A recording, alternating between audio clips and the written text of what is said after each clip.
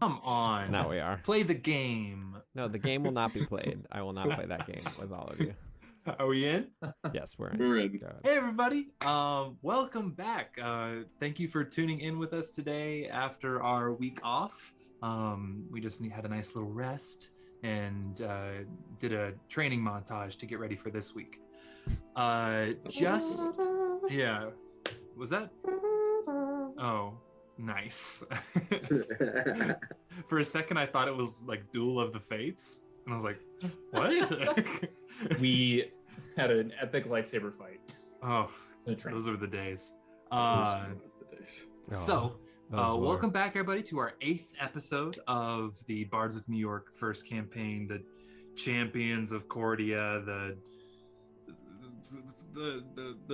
the dingbats of this world, whatever you want to call it.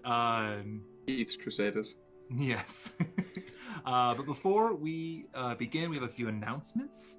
Number one, if I'm going to pull up my notes really quick. Okay. All right. Just to remind everybody, we have our donation links down in the about page. So if you're feeling froggy and want to support us, you can either do that through resubscribing on Twitch or subscribing on Twitch, cheering some bits at us while you're watching the stream, or if you just want to give a one-time flat rate, we have our donations through, I believe it's Streamlabs, down below in the links. Also, if you're interested in playing some D&D, I'll just shout it out again. We have our DM service that we are building. We're currently trying to get some groups together, so if it's something you want to try, even just a one-shot, please take a look at bardsofny.com.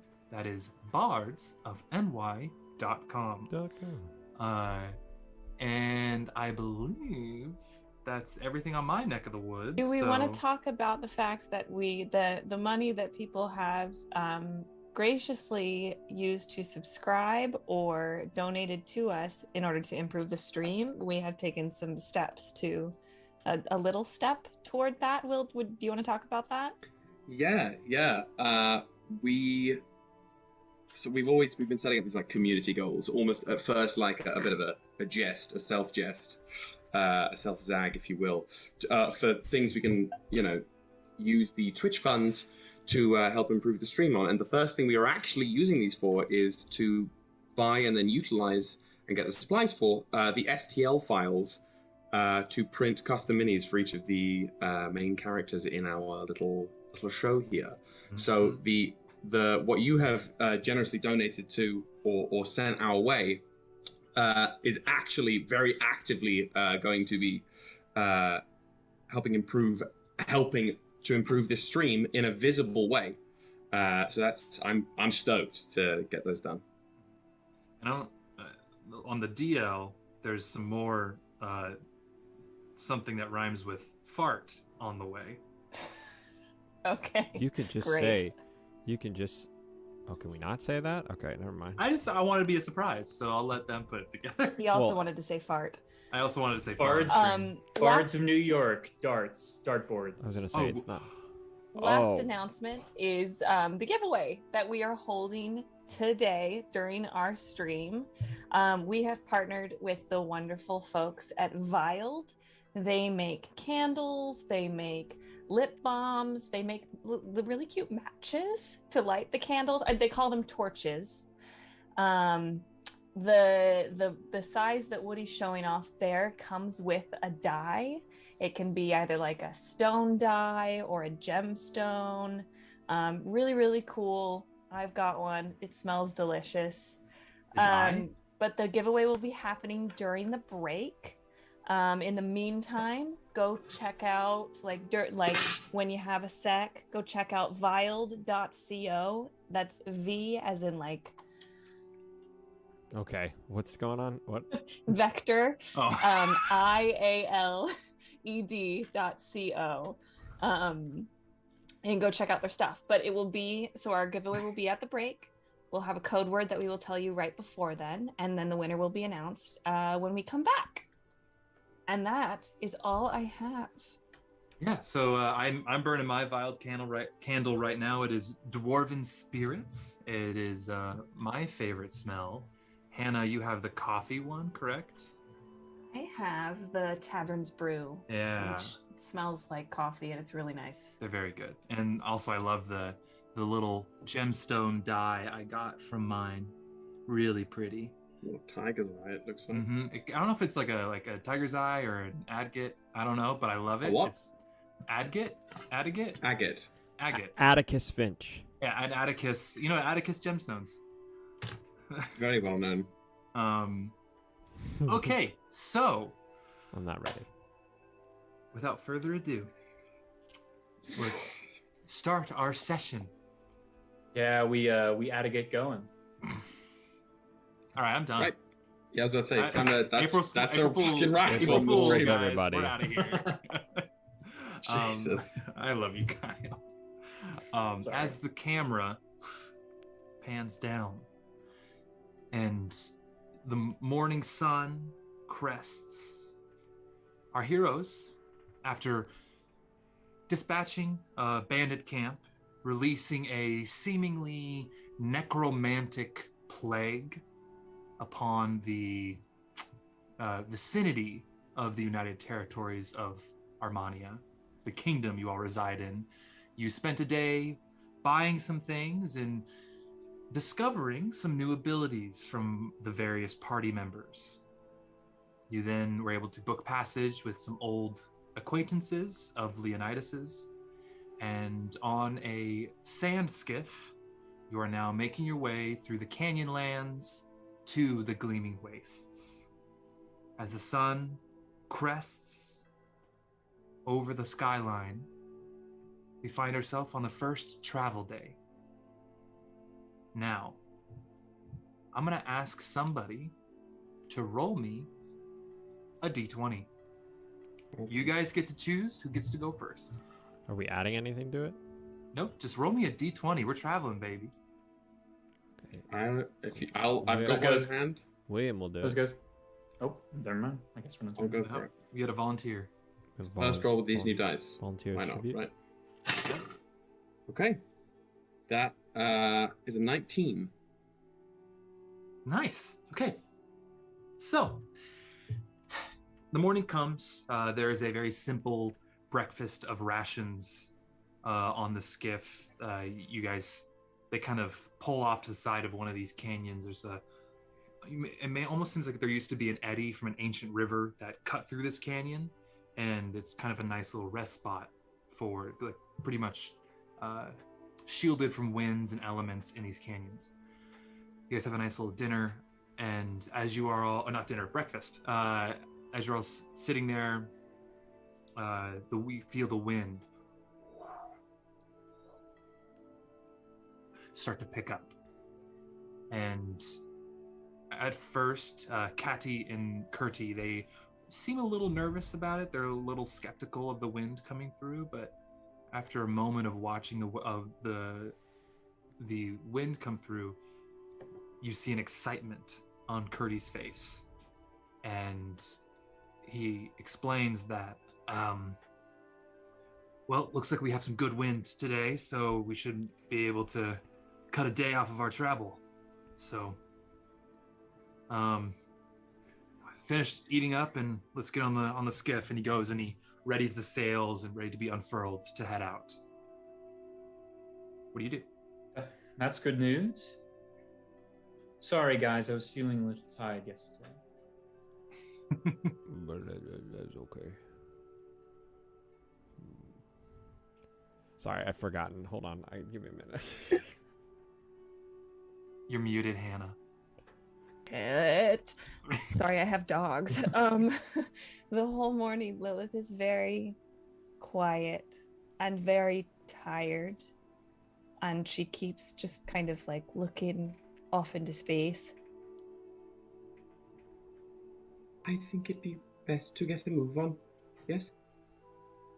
You want to get there sooner rather than later? Is that the goal? What is it? Well, if we get there as soon as possible, maybe we can stop whatever is happening to and he points up to the sky and just towards that kind of shimmering green cloud-like miasma that's hanging above.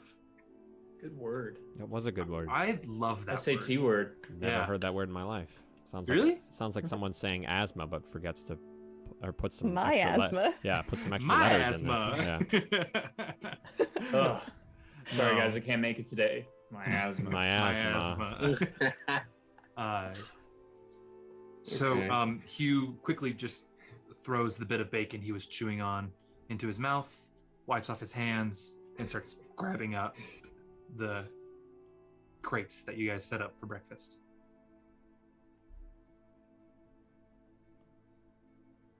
And I'm assuming we all jump on. Yes, Okay. my good soul. Okay. Yes, let's get going. Okay. You guys all load up onto the skiff, and just like Kati and Kurti said, once those sails come down, they're kind of whipping through the canyons. You take off, and you're making really good time through the canyons. Usually this canyon trip takes about 2 days. Now it's only going to take 1 to get through the canyons. So that's, excuse me, a nice thing. Just as we're traveling, could I have one person roll me a perception check, por favore? Or, I mean, multiple people, if you guys want to have watching, or if you want to do something, I'm allowing anything. I'll do it. My wisdom's okay. That wasn't very good, though. I rolled a 10. A 10? Okay. As you guys are going through the canyons, and there's sometimes a tight corner where they have to like kind of pull down this brake-like mechanism in the back to kind of almost drift the sand skiff to kind of come around. And Get that nice spray. yeah, you nice spray up on the canyon wall. You gotta get all that fresh powder. Oh, Oh, shredding through that stuff, through that Dad. powder. Oh my god. Mm. There's a couple times when you guys are riding, it's like a little, you think you're gonna run to the canyon wall, but these two are professionals, and they're able to just cut through the sand really well. You continue on for the first half of the day. Leonidas, you don't, as you're kind of keeping watch this go round, you don't really see much. It's the canyon walls hide a lot, and the weather's to the point where if it was the clouds above weren't there, it could be a clear, beautiful day. However, the ominous green glow continues to kind of weigh down on you, even though this nice fresh wind coming through the canyons is a welcome experience. So the glow has spread though, because it Yep. was not here before. Yep, the glow was encroaching out. You guys have never gone to the edge of it yet. It kind of goes, you can see when you have a good vantage point, which happened a little bit last time, you can see the edge of it, but it just continues to grow slowly out. But the edge of it is miles and miles, kind of thing. So, you guys come midday now. I'm going to ask for somebody else. I'll do it. Okay. 11. An 11. Ooh. Awesome. So, again, making good time, coming through. Roll me, Lilith, a perception check, please.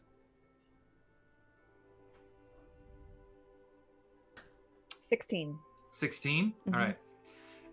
As you guys are coming through, you see these beautiful, colorful wings flying in the air, just like almost like it looks like a small bird, but then you look off and it is very far away. But it's this massive, not massive, large body, like about the size of a horse, and these beautiful wings coming off of it as it flies through the air. And you see it as it comes forward. Roll me a nature check, everybody. Is it Ho-Oh? No, kind of like Ho-Ho, I guess. It's not the legendary beast Ho-Oh. I think it's Ho-Oh.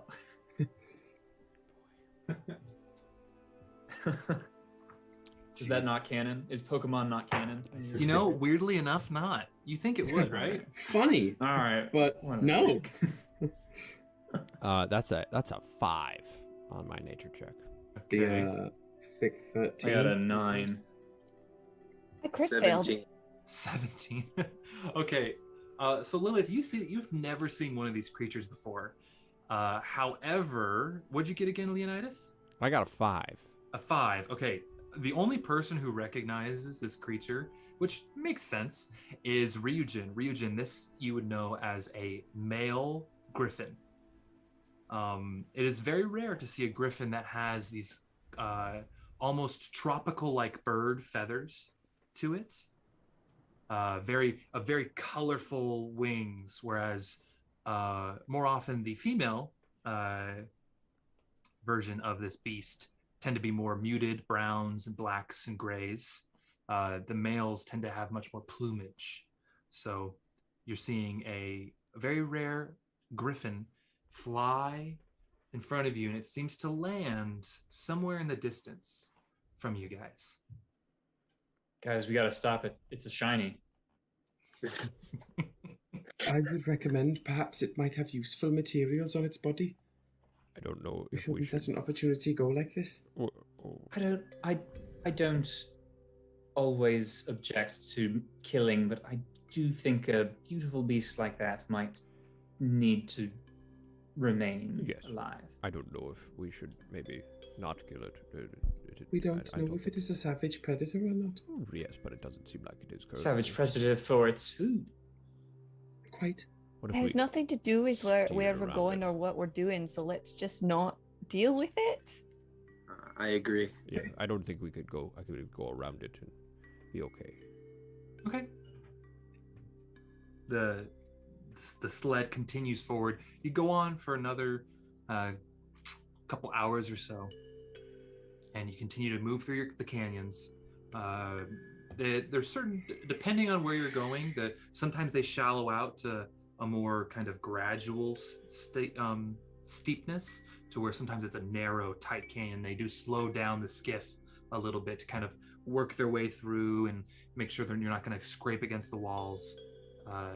And you, as you're coming around this one particular zone of very narrow, tight canyons, it starts to open up a bit to where the area that you're actually able to, the sand below you in dirt, is actually pretty big. And to the right, roll me perception checks. Oh. All of us? Everybody, yes. Ooh. Oh. No, that was. That would be a 23. A 23. Dirty 20. All right. Cool. Give me 2 seconds. I'm going to be switching dice because that was a 6. All right. I So what do we? got a natural 20. Hey, what's 7 plus 10? 17. 21. 39. 21. I got a 21. Oh, okay. Wow. All Wait, right, what? guys. I don't know what's that reference. I don't know what that reference is. It's a vine. Oh, I have Oh. not gone to that fine yet. Wait. I am You have. dating myself. You, I'm you, sorry. you have, but you just Yeah. don't remember. You have. It's just Okay. Wait, I think I do remember it deep now. rooted, deep It's seated. a little kid sitting there like, bang, man. Oh. He's like, He's the guy's like, You're you're stupid." You're stupid. What's 7 plus 10? He goes, 21. You stupid. Oh yeah. Okay. All right. So I don't remember that. I got a part. 21 in perception Well, of the game. I got a 6, so. I got a dirty 20. All right. All right. So you all see this very clearly, and you guys see as you come up that where it's kind of widening out. You see up on the cliff, this more gradual cliff. There is a number of these. They look goblinoid, of some sort. There's kind of a assortment of them, and 2 griffins up high on the cliff, getting peppered by arrows, but trying to fight a few of them off. You guys are coming along, and you see this. What do you do? Is it in our... Are we passing by this? Are we going to have to You come can closer? keep a wide berth to kind of pass it if we wish, or if you wish to engage it. So to clarify what we're seeing goblinoids attacking griffins. Yep. and the griffins don't seem to be running away. They just seem to be, with all those natural 20s, they are seemingly staying where they are, trying to rebuff the attack from these this goblinoid group. Well, again, Our circus, not our monkeys. yes, again, I don't think that we need to attack if we don't need to, you know. How far are we from it? This is a nice little straightaway, so it would take about a minute to reach if you were to like engage with this action. But if you were to keep a wide berth, you would pass it in a couple minutes. You guys are moving pretty fast. Okay. In the time it takes for us to pass, and we're at a decent berth, could I shoot off Eldritch Blasts? Yeah. Because I have a range of 120 feet. Hypothetically, you would really only get like maybe a couple shots in, because you guys are moving decently fast. I was going to ask the same about some arrows. Yeah, hypothetically, yes. 'Cause I think the longbow's max range is like 320 or something, right? Yeah. Something absurd like that. So if that's something you wish to do, is try to do a little drive-by like pot shots at something, you absolutely can. Hugh looks at the group. He's like, I'll. What do you want to do with this? Well, don't stop the. We have a schedule to maintain. I was just thinking that those things look shitty, and I don't want them to kill the griffins. I would agree. If we are not to hunt them, I would rather not the vermin. Okay. Right. Well, okay. Well, we'll just do a drive-by then. And Kurtu's kind of just like on the rudder, just kind of nods and like moves the skiff to kind of move its way towards closer to where you guys can get into range. So just so you guys know, as you're driving by, there seems to be one group of them with arrows behind a boulder, and then there's a couple more climbing up this not this like semi-steep cliff. It's not so steep where it's sheer, but it is like climbing up, fighting these two griffins who seem to be staying in one spot. Are they protecting their home? Roll me as you guys get closer. What would this be? Roll me an insight check. For On those the who birds? wish. On the situation. Oh, that's a nat 20 for me. Hey. This will be right when this will be not nearly. This will be an 18. An 18? Okay. What'd you get, Ember? 10. A 10? All right.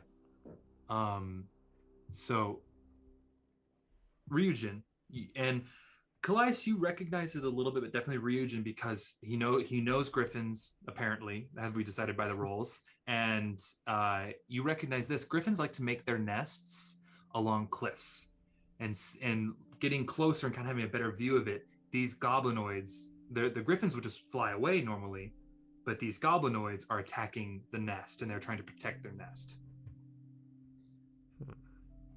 Right, so as we're going, I think that this is a good conversation. Are we the type of group that stops and helps animals over people? Or do we help all, or do we help none? Well, as We a part certainly haven't. part animal, I'd like to say that yes. However, I do think we need to get going. And it does seem that they could handle themselves, unless you feel differently, my other feline friend. We do have time. We did shave a day off our journey. Oh, that's true. It takes about a week to get to the Moran outpost if travel goes well. And right now, travel's going real well.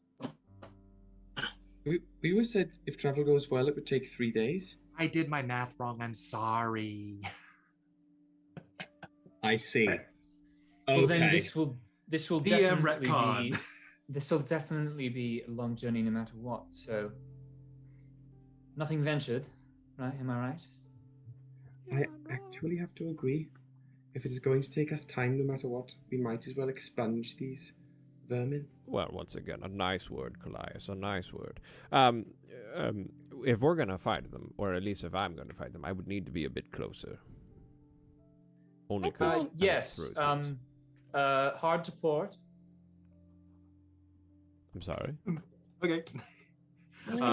You say that, and Kurti kind of like hard to like, port. I didn't hear. looks at you for a second, but it's like okay, and takes a hard right. I mean, like Bruh. like spraying up some sand, bro. Powder. And you guys Port is come left. along the side, and here is what we will do. Oh no. Dan, if you want Do to you wanna switch go? us to the battle cam.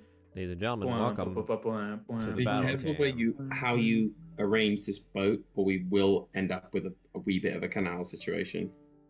Oh, you doing a little modern events? Huh? I mean, that's current history. That's what D&D is, right? Yeah. It's current history. That boat got on whatever. So. All right, I'm not going to put the Ooh, minis for. that's a lot of guys, actually. Yeah. So That's what a you lot of guys, dudes. what We you change our guys- mind. I was saying. What you guys see is you see the two griffins. You see the male griffin right up here, the female griffin here, and you have one large orc goblinoid looking character here, and then you have kind of generic looking goblinoids here, here, here, and Yes. another seemingly captain right here. So just so you know, and then each of these is about five-ish feet up as they climb up the side. Is a goblin captain denoted as such visually by just like wearing more random crap than the other goblins? He's got Usually the bad. a little bit bigger. This one here seems to be wearing a little bit more metal, whereas like the other ones seem to be wearing just like either scrap, kind of really busted up chainmail, or like tattered leathers. This one seems to have a little bit more better gear, and so does this one. Okay. Mm-hmm. And you guys pull up. Roll me initiative. Oh my goodness. Oh my god. Okay. Oh my god! Oh my god. All That right. was absolutely average. Guys, I'm rolling like Yeah, hot I trash actually also right was now. like deeply average initiative roll. For the fighter Oh, of my average, dating profile. one would think Absolutely that I average. could roll a little bit better. but- Completely initiative. mediocre. Okay. I'm just Oh my rolling. god, are just you a rolling. singer? Do you think? No. Do you think the griffins are mating, or they have babies they're protecting? Bebes.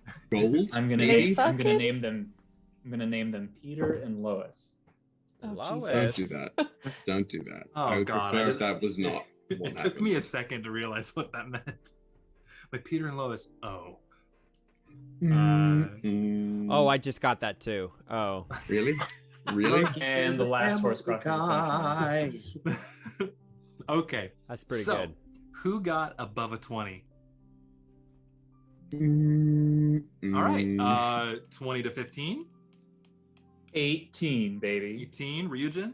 I got a 19. All right. So it's going to be Ryujin kicking us off.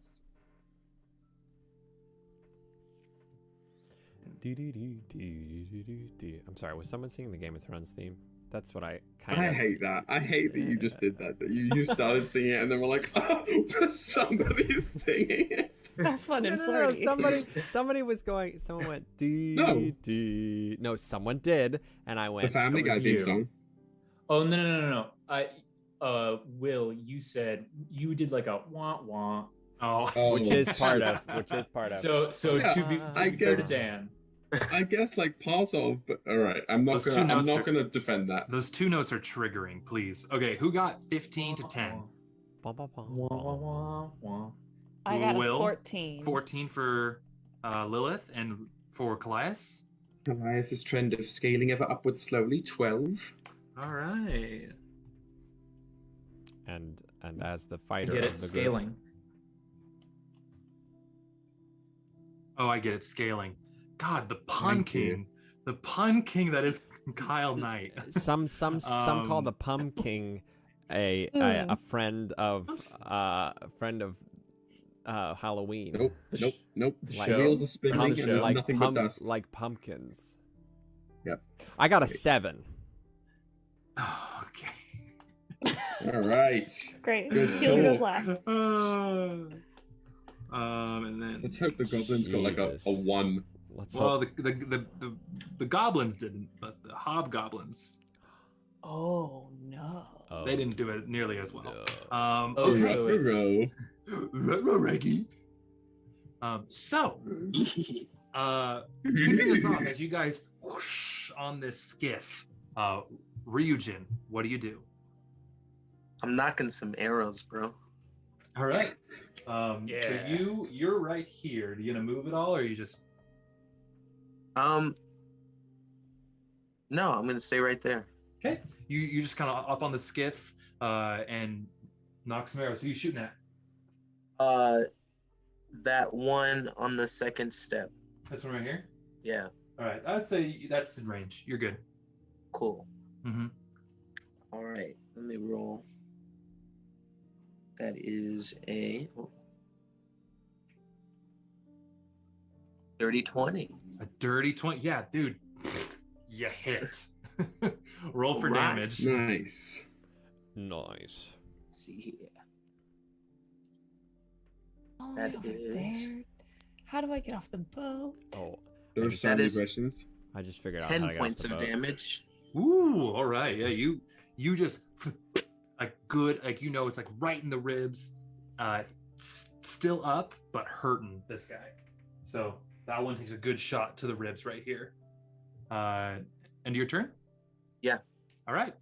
Now we go to the bandits' turn, the goblins. So this one, seeing you, goes, ah, and pulls his short bow and flings it towards you, Ryujin. And the Wait, other wait, two, as in flings the bow?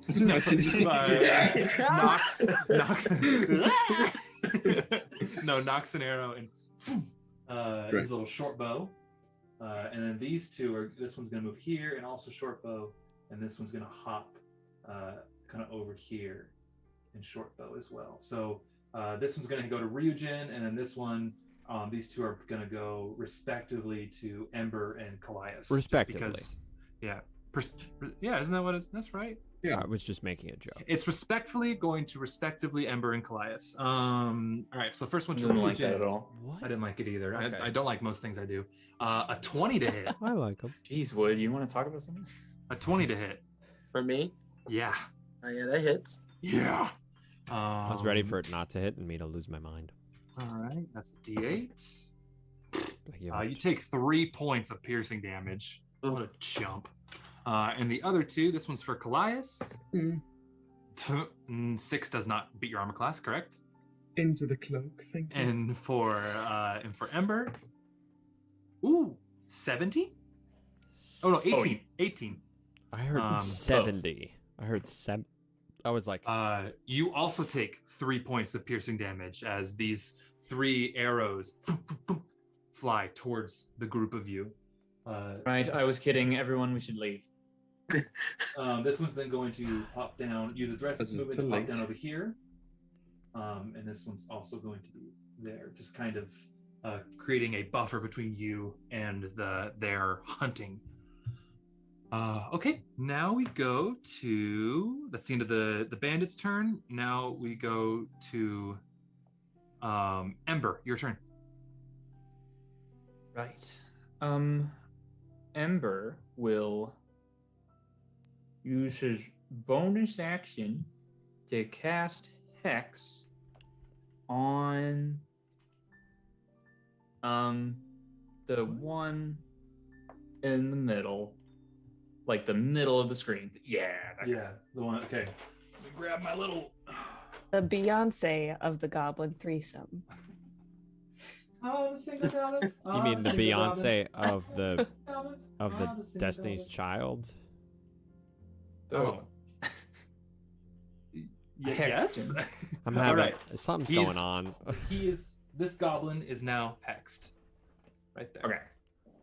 Cool. How far away is he from? I would say approximately like 50 feet from you. Okay. Can I jump? We are not on water, correct? No, so this is sand right here. This is all kind of the same level, kind of slowly there's a gradient up, so this is all sand. I was hoping to get off the boat and just move like to that like top left corner of the area and just kind of be like here-ish. You know, maybe on the lower part, just Lower so that part? I can have some cover. All right. I mean, this is just like the terrain I've made. This doesn't mean any cover between the lower and upper part right here. Well, that changes Just so everything. you guys know, like the sand is kind of blown in a sort of like a sand drift style, but it's not like you can hide behind this like wall of sand, whereas it kind of is up here where it's more actual sandstone. Gotcha. Then I'll keep moving up to like the corner of this level, to the right corner of this level. Yeah, You can get right about there. Okay, cool. All right, and is that your turn? Yes. Awesome. Oh, did you attack? No. Did you? I'm like, I feel like I'm missing something. Wow. Hi guys, my name's I cast Eldritch Blast. I don't even know why I'm even thinking. I'm gonna shoot the dude that I hexed. The dude that you hexed? Okay, roll an attack. That's gonna be 18 to hit. 18 to hit. All right, that's absolutely gonna hit. Roll for damage. Wait, you get an extra D6 or D8 with that? I get an extra D6. Nice. Wow. Oh yeah. Totally, bro. That's gonna be.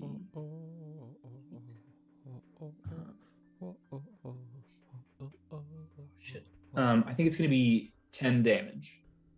10 damage. Okay. Again, so yeah, you just and this glowing kind of pulsing air, like breaking, like it breaks the sound barrier bunch, almost looking like, and it's like hits them. And still up, but that impact, you know, it really did quite a bit of damage. Still technically alive. All right, isn't that the end of your turn? Yes. Gotcha. All right, now we go to Lilith. Your turn. Okay, how far is it from me to the dude that's in the very lower left corner? Like this one right here, or the captain? Yeah, the From captain. there, I would say about 60-ish feet. Okay. Well, then I would like to move my 30 feet. Okay. Toward I'll get you right them. up there. Do they see me? Or are you attempting? I'm gonna say yes. They see, they are aware of you. They may not be looking directly at you, but you guys did just pull up on a sand skiff and you didn't take a hide action beforehand. So That's fair. It's not like you stealthed in. That's fair. Okay, well then I would just like to throw my least favorite dagger at him. Okay. Is that what it's called? That's what it is. Favorite dagger. That's nice. My least favorite dagger. All right, roll an attack, Lilith. Oh, that's a crit fail. Good thing it was your least favorite. So you see, so you go to you just kind of like from under your coat, pull it out, and you see it just kind of, and as the wind blows through, knocks it off course, and you see it just scatter amongst the cliff. You don't know where that dagger is. Maybe you just lost your least favorite dagger. You're gonna have to stay and look for it if you want back. Oh no. It is. You saw it. It's somewhere in the cliff in this area. Oh, I can't really. Is there my big any hand in this area. Oh well, it's my least favorite, so like webs. Just like a basic looking dagger, I guess. It's not cool. It doesn't have like brass knuckles or anything. Yeah. What? Whoa. Is there any kind of dune I can duck behind around me, There's or no? this pseudo dune, but where you are, it's just kind of a gradual Flat. slope up, so it's pretty flat. So there's really, unless you have a burrow speed, which I don't believe you do, it is flat. Like the mole I'm guy from good. Atlantis. Then Yeah. that is my full turn. Super exciting. All right. I love D&D. Okay. Now we go to. It is the Griffin's turn, respectively. So they are going to. This one's going to engage. The male is going to engage with this guy. This one's just going to stay where she is, right there. But he's going to engage. He's going to roll attack on this bandit captain. Oh, how was that? Let me check my notes. Doesn't hit. Rolled poorly. And gets 2 attacks. So the next one. So as the bandit captain's kind of positioned to where they parry both of these attacks, and the griffin, this male griffin trying to protect the nest, is not succeeding on the blows. And that is the end of the griffin's turns. Now we go to Callias. Your turn. Right. How far am I on the corner of that from the 2 goblinoids that are on the south side of the screen here? These two, I would say the closest one is probably 45-ish feet from you, where this one's probably closer to 50, 55 feet. Easy pickings. I am going to just stare, like Kubrick stare at them. Nice. Not taking down the hood, but letting all of my hair do the same, and just try and reach out mentally to one and then the other as I cast Tasha's Mind Whip and then spend 2 sorcery points to twin it to the other one. Oh my Let's God. go. Cool. Welcome All right. to level so 3. is it a save or anything like that? So it is a Tasha's Mind Whip. It is intelligence save on both of them. All right, intelligence save. Hey, you know what? Not their strong suit. First one got a 2. That does not cut it. Okay, and for the other one got a 14. That does not cut it. All right, they both take whatever. What is? I don't know. So this is a new spell. I don't know. They take 3d6 of psychic damage and cannot take a reaction until the end of its next turn. Moreover, on their next turns, they have to choose whether they move, take an action or a bonus action, but they only get one of the 3. Let's go. Hey, Tasha. That's so good. Hey, Tasha. Thank you. How about chill? The 2nd level spell. Good night. Oh my God. Okay. Yeah. Tasha don't give a shit. Our Lord and Savior Tasha. Yeah. They're taking 13 points of psychic damage each as this like crackling bolt of nothing Right. of psychic might. Yeah, as this you almost see like the air around coming from you almost pulse with this energy. As it hits, you see it impact just like, and you see just the eyes, just kind of blood start coming out from this one's eyes, dead. That one's gone. Well, I'll knock him over like that. That's Sorry, I meant the two down by the those two. Oh, okay. Well, even with the roll, this one would have failed it. This one, however, did fail, and this one does die. So this one's still up. Okay. My bad. Sorry. This one is a hobgoblin. These are just little goblins right here. Mhm. Just so. It's a hobgoblin. So this one is dead. I'm gonna move him off the map. But the other one can now only move, take a bonus action or an action on its next turn. Okay. All right. All right. So that is that. That one sucks because that one's the captain. Okay, now it is Hugh's turn. You see Hugh is going to just come up and jump off of the cart right here, Hugh's gonna- and is going to. You see him make a couple hand moves to put his hands on the earth, and just like you feel like a little bit of like a rumbling. And Can I get the hand movements, please? Thank you. I don't know. I'm not a wizard. No, that's all I need. And he You're a pulls wizard, up Harry. a nice big rock for cover right here. Nice. Earthbender. Yeah, kind of earth bending, kind of pulls up uses mold earth to bring up a bit of cover. So if you're behind this, you have half cover. All right. Cool. Actually, he'll put it right there in front of you, Lilith, because I feel like that's the smarter decision. So there it is. He brings up that cover for you, and that's how he'll spend his turn. And then we have Leonidas. There your we turn. Fine. Oh boy. Okay, so where can I get with 45 feet of movement? Oh no. That's not what I want. That's not what I want. Where is 30 feet from me? 30 feet from you is probably right here next to Lilith. Okay, and then where's another 15 feet? Another 15 is... You could actually, with another 15, you could engage with the hobgoblin right here. I'd like to go next to Lilith. All right. And then I'm going to manifest an echo that will go and attack the hobgoblin. Fuck yes. All right. For an echo, it's a halfling mini, but here is your echo. Okay. Right there. Oh, he's a bit tiny. Yeah. And great. And then that echo is going to attack from that spot. Okay, so as you run up and like you see this other, like as you get to Lilith, it's almost like the echo just didn't break its stride into a full action, just like continues forward and just arrives right there, make an attack. Cool. Dan, can you please say, Alexa, attack? Oh, I don't have an Alexa in here, but if people do that are watching, I'm about to have fun for them. You just said you have an echo. Oh wow.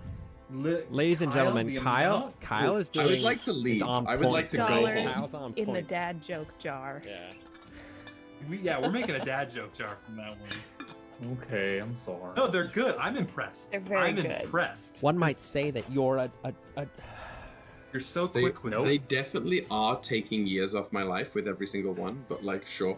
but adding years to like ready to be a dad, guys. you know? I need like a full new set of Practicing. dice. I need a full new set of dice. I'm gonna go to a dice place tomorrow. I'm so done with all my dice. You know, there's a great dice place in New York. I know there is. That's a 9.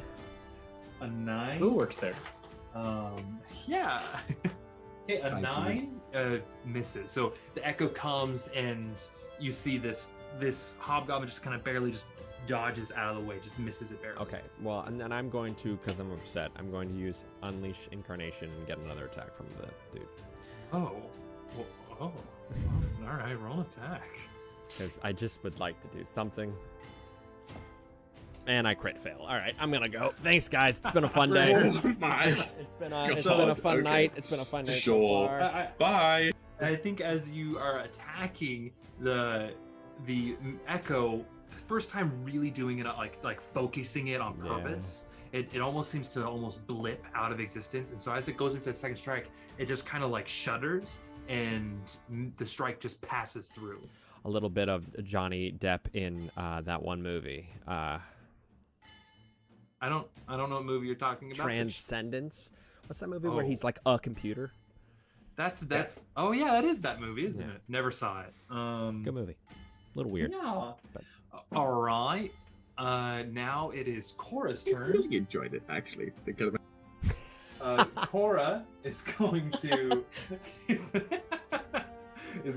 take her movement to get about here, and then she is going to cast Lightning Lure on this goblin right here.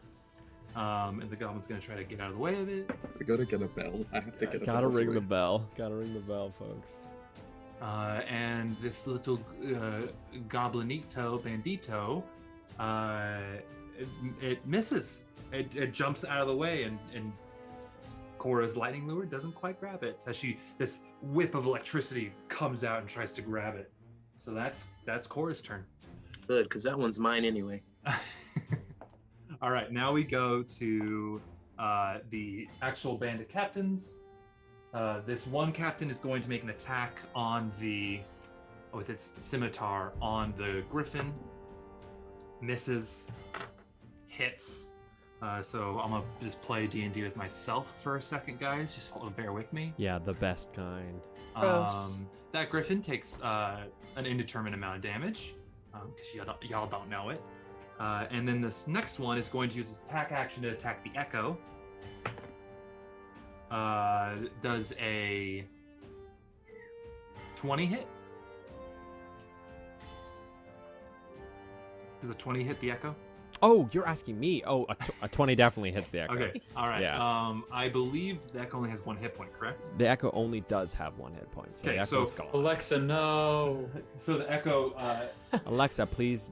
kind of Explode. dropping this hobgoblin, dropping its bow and pulling out its scimitar, just out of the sheath, slices up through the Echo and Linus dissipates goes, okay, so not that way. Maybe that way. all right. Oh, okay. That way.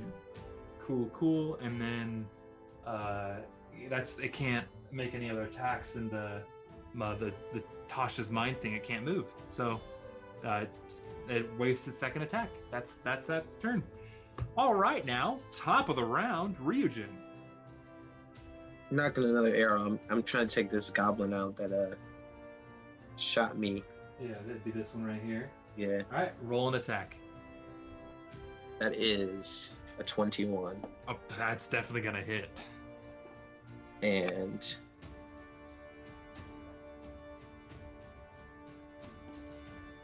that is 11. 11. Oh wow. So so basically you just like this guy, and you just take the other hit, and this one does it again. And again, almost like Robin Hood's the next arrow, just nice grouping. And it's like boom, boom.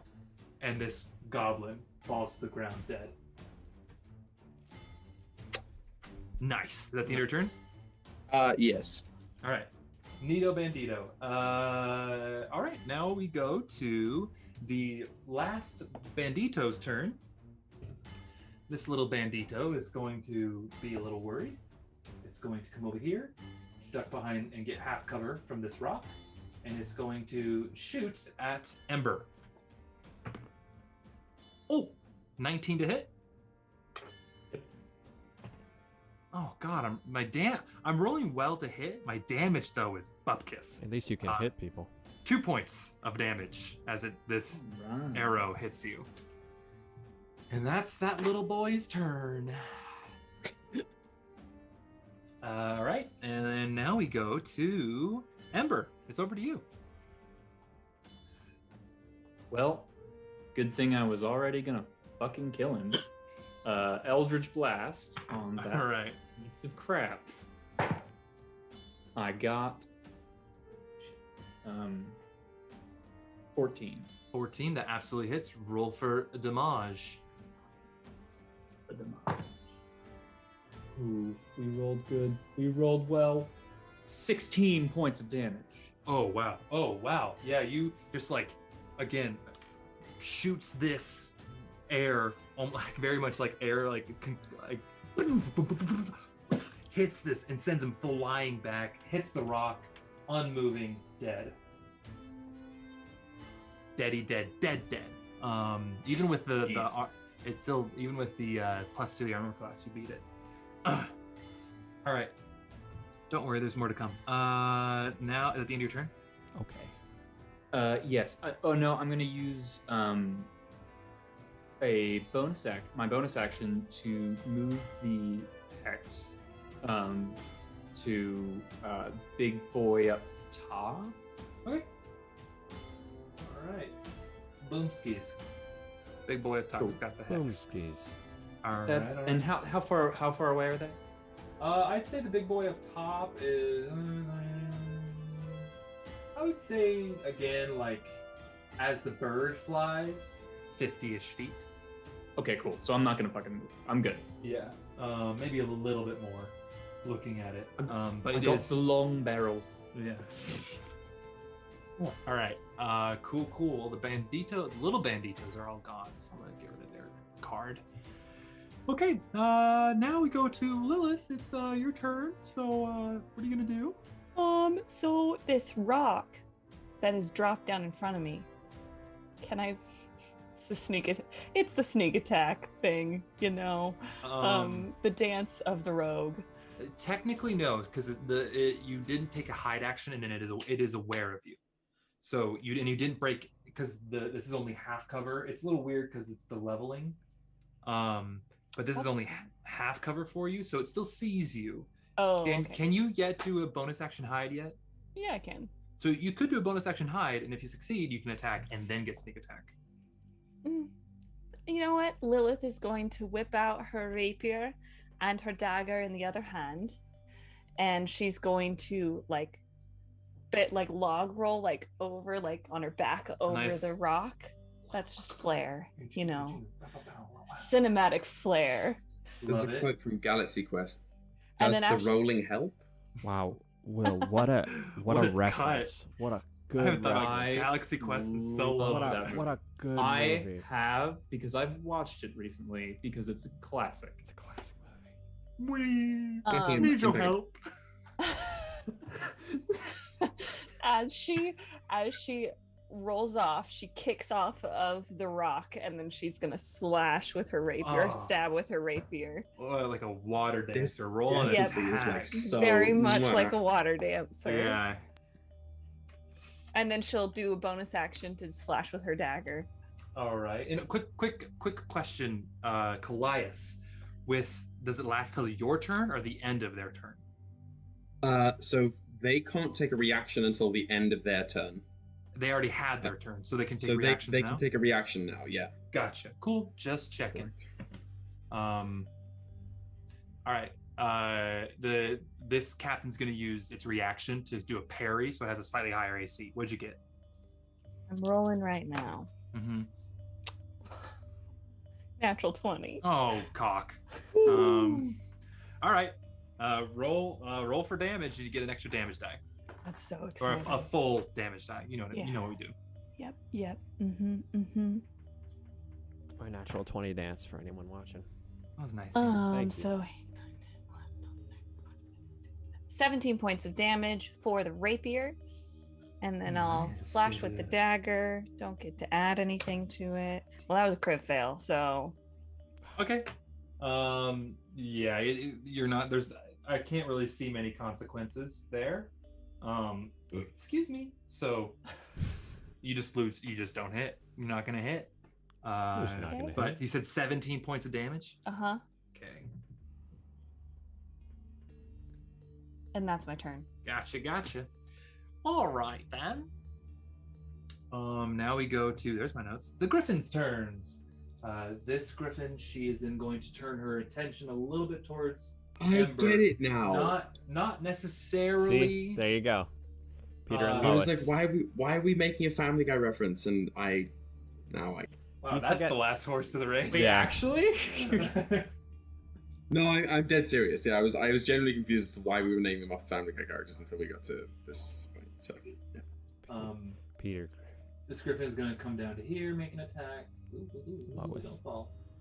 This one's just like, again, the female is kind of staying in this seemingly nest area, protecting it, making sure nobody comes near. But now her defensive stance is shifted towards Ember. All right. You're a stranger. It's coming into her home, Peter. Who are you? Peter. Peter. All right. This guy's make 2 attacks. Let's see if he actually hits this time. Yes, that one hits. Cool. Second attack. Oh, yeah. Both hit. Jesse? No, I don't know what I was doing. Ooh. A friend of the show, Jesse Pinkman. Hey, guys. 6. Doing good damage. I'm excited. Oh.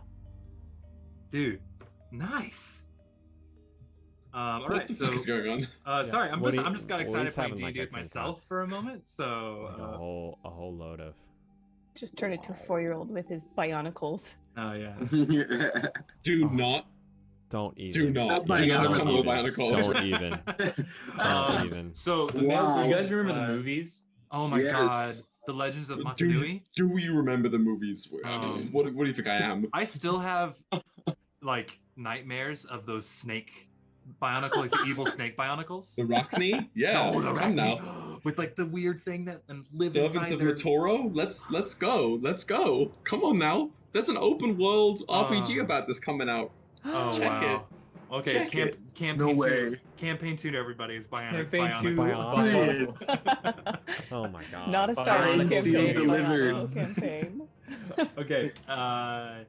Doing 32 points of damage on this bandit captain. The male griffin did a really good a job. And that is the end of their turn. Now we go to Callias. It's you. Right. I am going to see here. I think I'm going to try and finish the job on the one on the hobgoblin. Given that they were still up after the last one. So I think I'm going to just reach out and let the sort of wild energy spool and try and cast Chaos Bolt on them.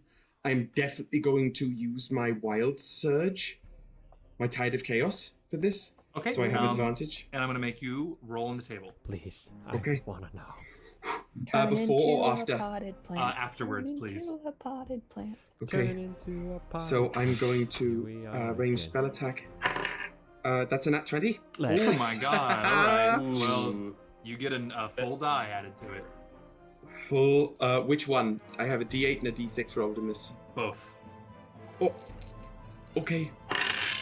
So that's 10 and then okay, 10, 15, 17, and it's going to be 17 points of lightning damage that just comes ripping out of the mass of chaos. All right. Damn, goddamn. Okay, it hits this thing like a truck. This hobgoblin is still up, hurting quite a bit. Table. Now roll for the table.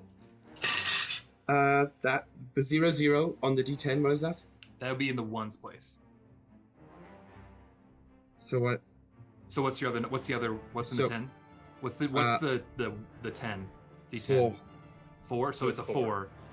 Great. This is fun. I like this one. So after you just shoot this bolt and it hits this thing, your mouth starts to hurt, and you feel some poke into your lips, and you see your teeth.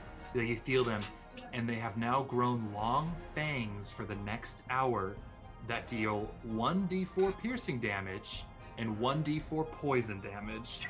It is a melee attack with a finesse weapon. You're a This vampire. feels nice. You literally I just think like turned into a poisonous snake.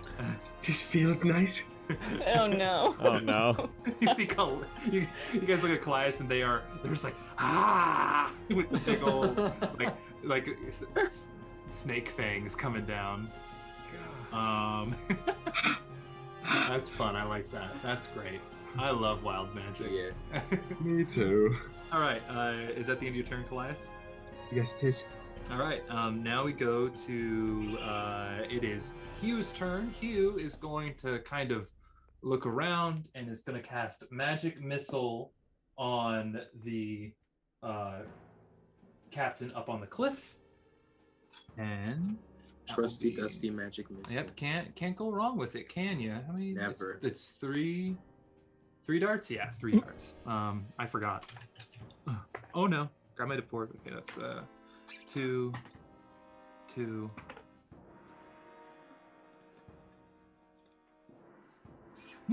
10 points of damage. That's pretty good. All right, Hugh. So you see these kind of purplish bolts, like as he like lifts up his spellbook, and it's kind of floating above his hand, just like shoot for like kind of holds in, just pew, pew, pew, and they arc up and they right there on the bandit captain. Nice. All right, there we go. There we go. All right, Kevin. Kevin. Oh my gosh.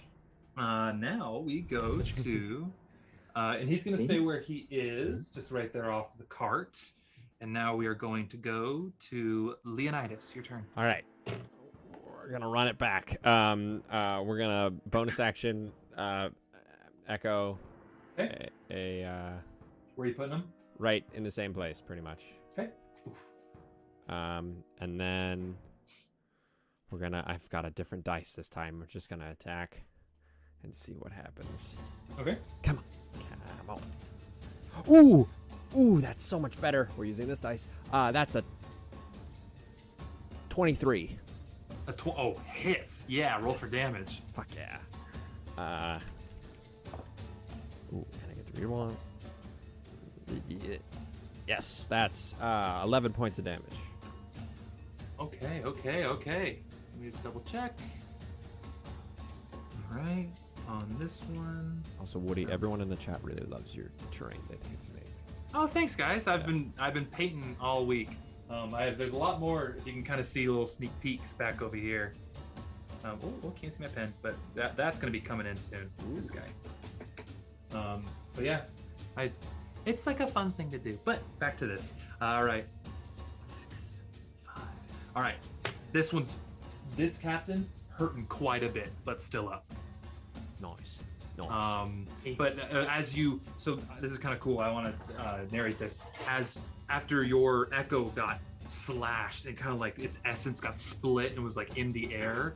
It just then quickly like reversed time and whoosh, reformed and like almost moving backwards, very Tenet-esque, comes and does like a reverse strike, and that's what hits it. Spoilers, haven't seen. Oh, That's not a spoiler. That's not a. Well, kind of. I didn't know anything about that. So well. Yes. Yeah. Kind of. You won't understand. So, anyway. But that's the vibe of that attack. That's so cool. Yeah. Is there an expression from the like dude? Surprise and pain, because just got 11 points of damage on this hobgoblin, and confusion, like I took care of you, why are you back, kind of thing. All right, now end of your turn, correct? As a bonus action. Nope, I already cast it. No, I can't do it. Bye. All right. Cora is then going to kind of looking around, not knowing what to do. Start running up. And is going to use her run action to engage here with this guy. So let me see if I can just pause do this. Yeah. She just starts like climbing up, like vaulting over the things, like boom, boom, bounding up these, and has made it to this goblinoid right here. And that's her whole turn. So that's Cora's turn. Now it's the captain's turn. This one, now seemingly surrounded, he's going to make an attack on Cora. That one's definitely gonna hit Cora.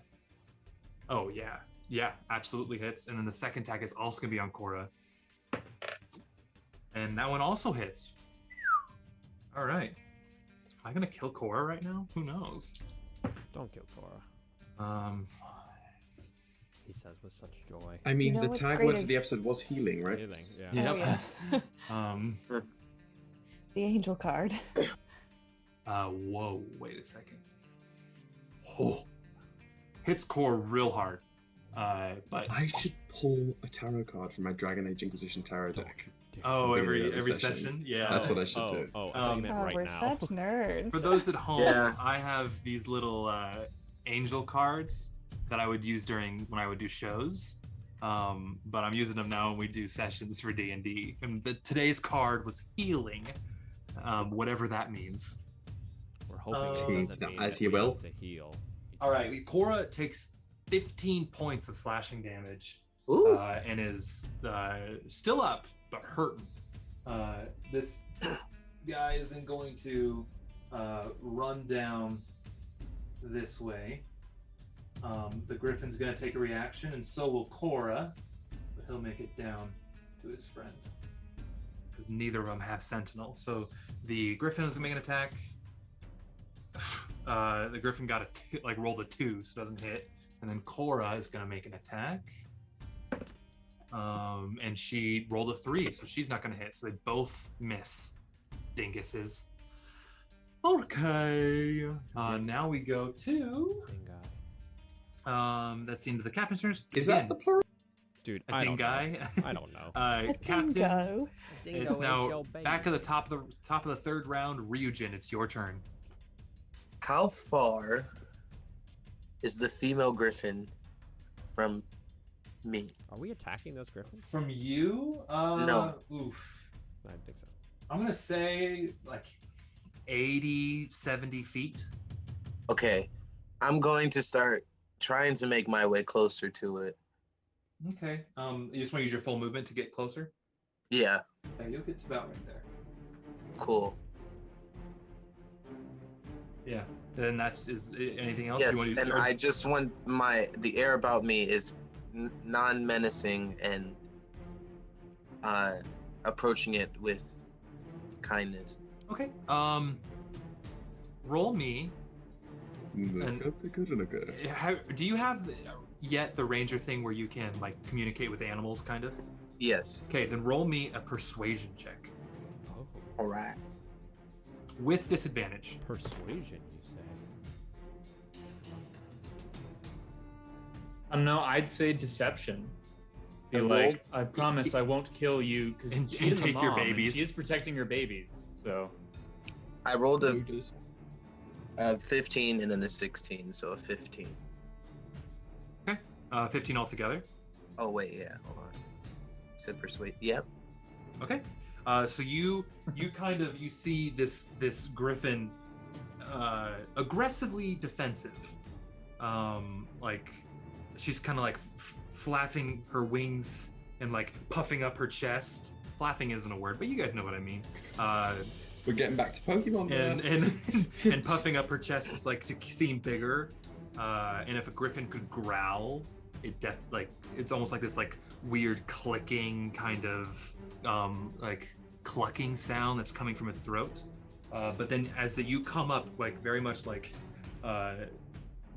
Jurassic Park, slowly coming up, its eyes then meet yours. Still aggressive, but you have gotten its attention and is watching you. So that is your turn. Now it is the banditos are all dead, so that's not their turn. Ember, it's you. You see, here comes Ryujin, just kind of looking at the griffin, and you're just in between the two of them right now. great. So we got who is still Yeah, what alive is- and battling? What is the top? What is the top thing? Well, like right here, No, at the other top. that is the female griffin. Down more. That No, the next one. Above it. that's what top thing? This? No. Maybe it is What? right there. Maybe I'm blind. This is other terrain back over here. Okay. This is the cart, the skiff, and then the two bandit chiefs. They're now grouped up right here. Yeah, the green bottom, and then you can kind of see this hobgoblin kind of blends in with the ground. Okay. But best I can do. All right. So Ember, what are you doing? Right. They're kind of far from me, and they're also surrounded. So I think they got it. I will turn to the griffin. I will drop Hex on the dude. Okay. And I will cast Suggestion on the griffin. What do you suggest?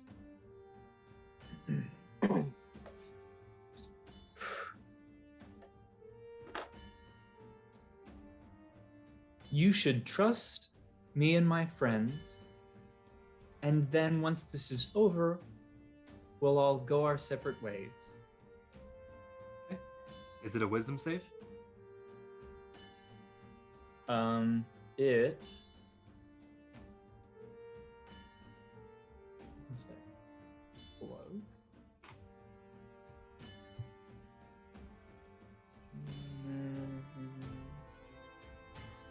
Yes, wisdom saving. Wisdom saving throw? Sorry, Gotcha, wisdom okay, saving good. throw.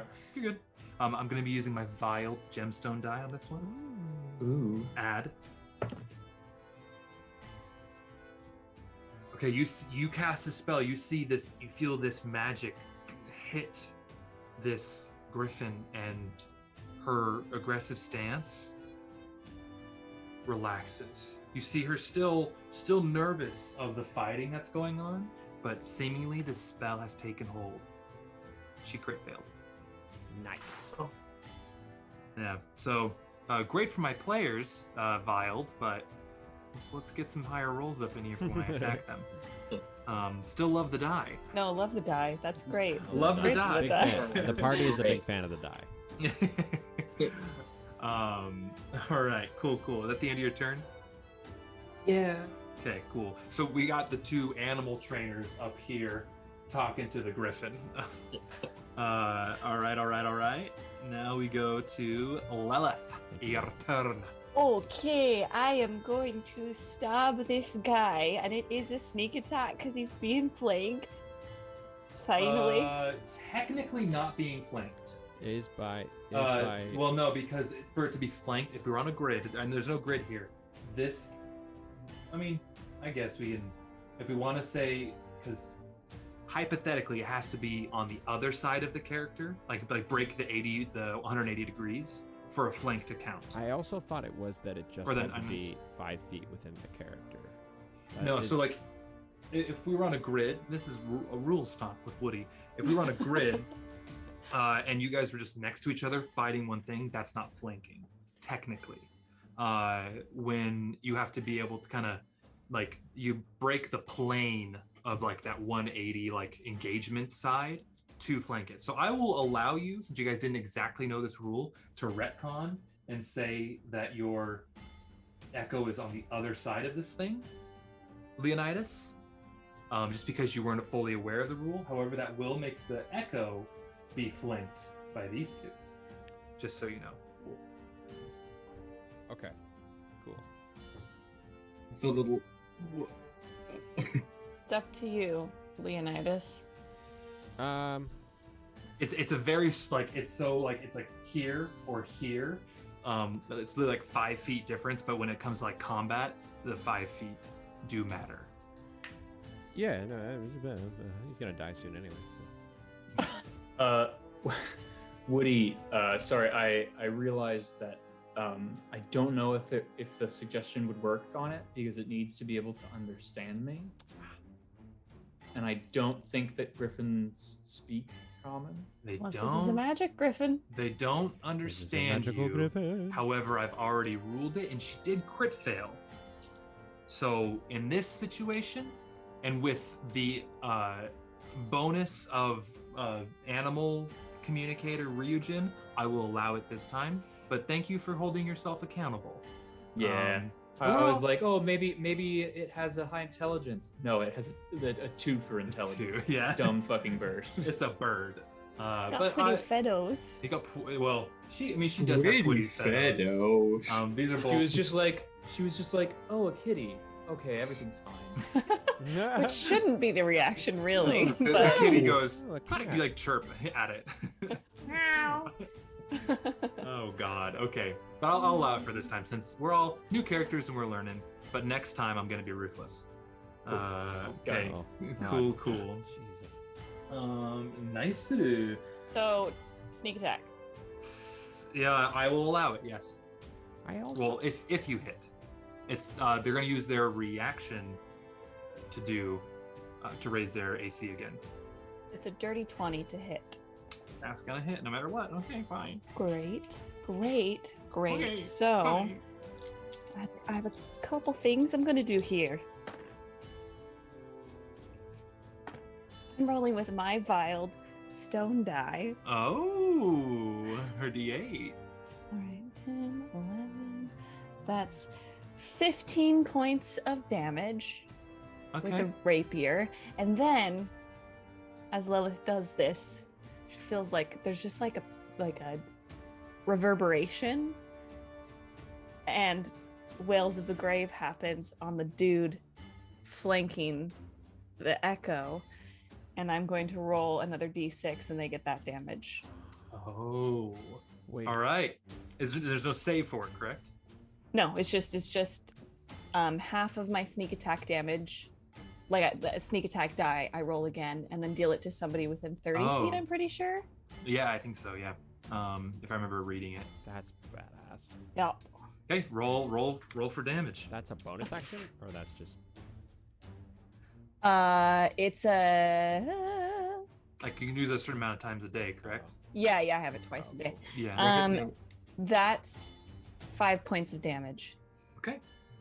My favorite thing is proving to be attempting to and listening to us trying to describe doing things that we as players know that our party that our characters can do, that the characters kind of don't know that they can do. Yeah. Yeah. That's my favorite bit. Yeah.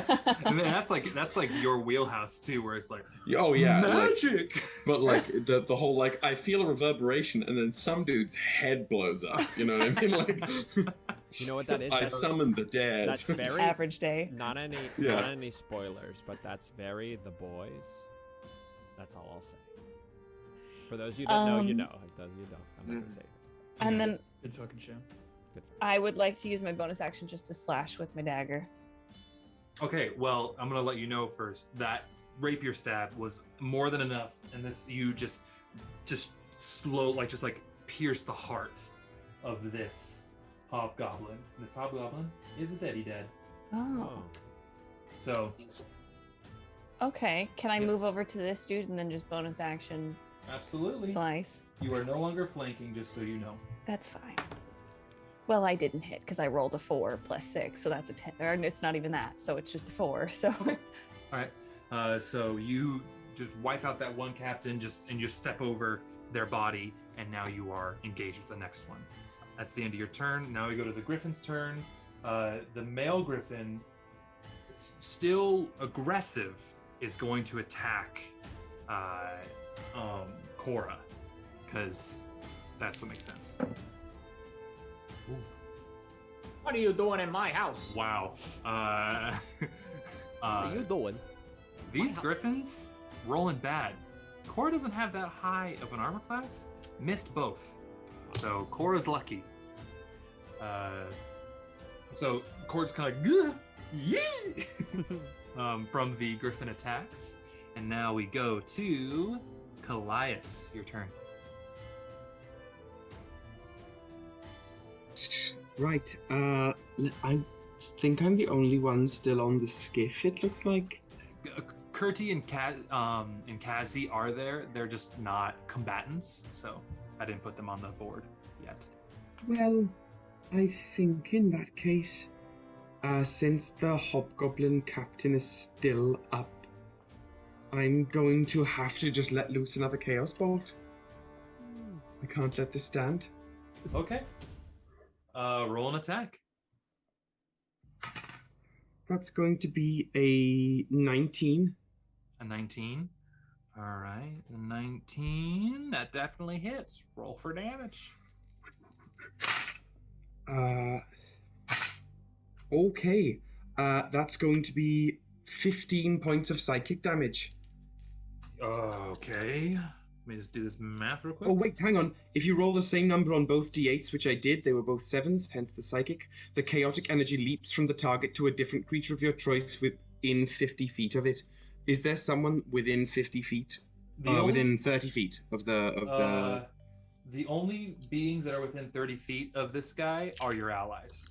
So don't do that. Well, that's up to you. Well, it says within my choice, so that's... Yeah, I'm it's your going to choice. say does not do that, then. All right. Cool. All right, let me just do this math. You said 15 points of damage, correct? Mm-hmm. Okay. Chaos Bolt is my new favorite spell, I think. Dude, I don't know why that it does as much Tasha's- as it does. That Tasha's spell should be your favorite spell. That thing is wild. Yeah. Okay, you hit this thing again, and you see this kind of like the blood start to pour out of this. This one is actually an orc. This bandit captain start to pour out of their ears, and so close to death, but still technically living. So Not in the like emotional sense of the word. yeah. But All right. Now it is Hugh's turn. Hugh is just kind of worried about Cora, so Hugh is going to. What can he do to help his sister? He is going to. Can't really do much to help his sister, can he? He's just going to make his way over here and use his action to he's gonna make a persuasion check, and he's going to try to get the griffin to look at him and not his sister. Ooh, and rolled really well. Yeah, so he is like, hey, and like just like yelling and like waving his arms, and I see like It's another Jurassic Park reference. yeah, big time, yeah, Jurassic Park. Oh my god. It just keeps waving the flare. Yeah. And then let's see what the griffin does. Okay, you see the griffin turns his attention towards Hugh. Very Jurassic Park. Now he's like, oh no, and runs away. All right, cool. That is going to be Hugh's turn. Now it's Leonidas, your turn. All right, I am going to attack the green thing that's next to me with my echo. All right, roll an attack. Oh, that's another 23. Absolutely hits. Roll for damage. That's... I can't do math. 14 points of damage. 14 points of damage. It's all yours. Oh, ooh, could I? No, I can't do that. Okay, so I think it's just like he slices up. I'm always a big fan from slicing up from the bottom in the middle in between the human or the thing, and then they split in half like a flower. Okay. What flowers are you looking at? Yeah. Flowers that bloom like this. Granted, they're not blooming like this. So maybe not a flower. you how do you? You know what? I love it. Yeah, you. No, he goes like this, and then he swipes up below. I would say kind maybe of an like uppercut with its sword. Yeah, and then it just slices through the thing like total. Okay. The thing. Hell yeah! So I don't know. Your the echo. Humanoid. The person. Goblin. It's goblin. a person. Your echo. Person. Not necessarily. It can kind of take advantage that it is a kind of a creature of mist and fog and possibility. Kind of floats in the air and batter up swings up through the middle and just bisects this captain in half. Another good word. And it is dead. All right. Now we're still in combat, technically. So, Leonidas, is that the end of your turn? I'm gonna, as a bonus action, teleport myself to where the echo is. Okay. And does your echo switch spots? It does indeed. Okay. That's so cool. So like just like a and like you just appear right where you are next to Lilith. Hello. Sorry. Okay. Is that the end of your turn? Yes. Okay. The captains are dead. Ryujin, what do? You see the Lois Griffin kind of sit on her haunches a little bit. Cannon. I am going to. Oh, no way. The lowest griffin. Yeah. Anyway, go ahead. Okay. Wait, what? What is happening? You said the lowest griffin. Dan just got it. Then Dan just got it. Dan just got it. No. I had a whole. I got it. I got it before Will. I'm saying that he just said the lowest griffin.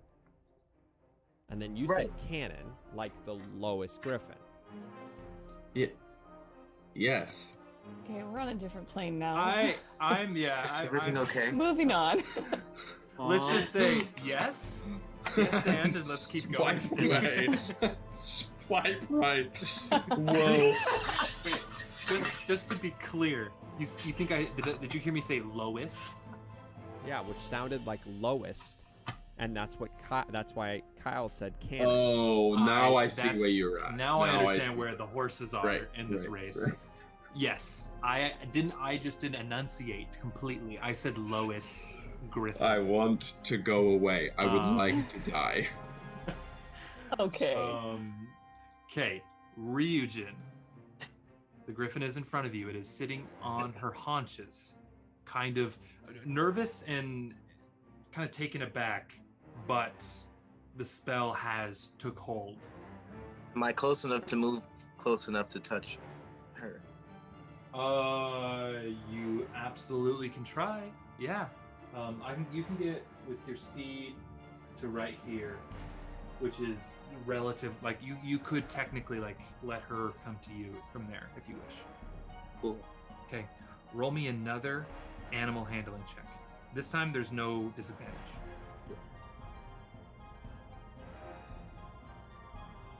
22. 22. Okay. Yeah. Okay. This female griffin kind of like cautiously, like just doesn't like. It's not like she's relaxing into your hand, but like a curious with her beak nudges it and looks back. Just, I don't know what sounds griffin to me. Peter. They don't exist. I still have. I could still make an action. Yeah. Okay. I want to cast Beast Spawn. Beast spawn. Yeah, we're Beast dealing all Bond. the cards during Oh, this. beast bond. Okay, sorry. Internet. Beast spawn. I don't know this spell. Could you read it for me? Yeah. You establish a telepathic link with one beast you touch that is friendly to you or charmed by you. The spell fails if the beast's intelligence is 4 or higher. Until the spell ends, the link is active while you and the beast are within the line of sight of each other. Through the link, the beast can understand your telepathic messages to it, and it can telepathically communicate its full emotions and concepts back to you. While the link is active, the beast gains advantage on attack rolls against any creature within 5 feet of you that you can. Wow. Is this Okay. griffin? How long does the spell last? 1 moment. Up to 10 minutes. The concentration spell. Wow. Hell Whoa. yeah. That's Okay. nuts. Now, this is a question. Does it have to be a beast?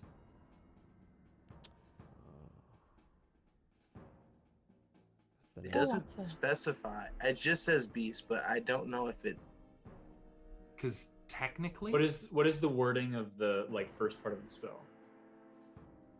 If it says beast in the first 2 sentences. Yeah, then I guess it's beast. 'cause- Welcome to the rule pit stop. Yeah, because Ooh. technically, and I would let you retcon and do something else because like I'm gonna say you would know this, just from like your roles that you've had with these things. Griffins are not considered beasts; they're monstrosities.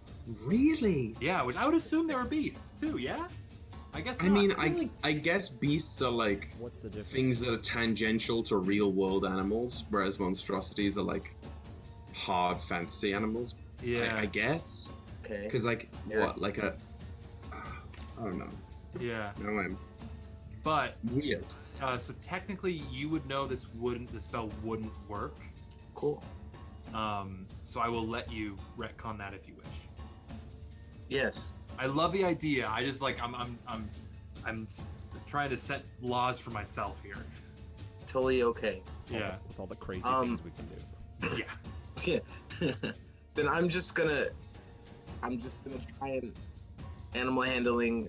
Okay. Just make sure it knows I'm friendly. Yeah. Well, you had that 22, so I think that does the Yeah. job. So it definitely, Cool. it's not. It doesn't know you're a threat, but it is very cautious, and Yeah. doesn't know why. Like you're very close, and this is her nest. So she nudged your hand to kind of you could kind of tell maybe it was a little bit of a test, maybe it was like a warning, but right now you're okay where you are, but you're not sure if you were to get closer what it would be. Okay.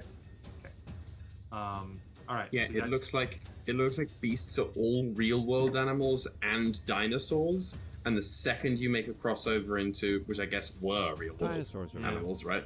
And then the second if it's a dog but it has 2 heads, that's a monstrosity. Like a giant spider, monstrosity. A la But Harry like Potter. the Well, that's- a giant eagle, beast.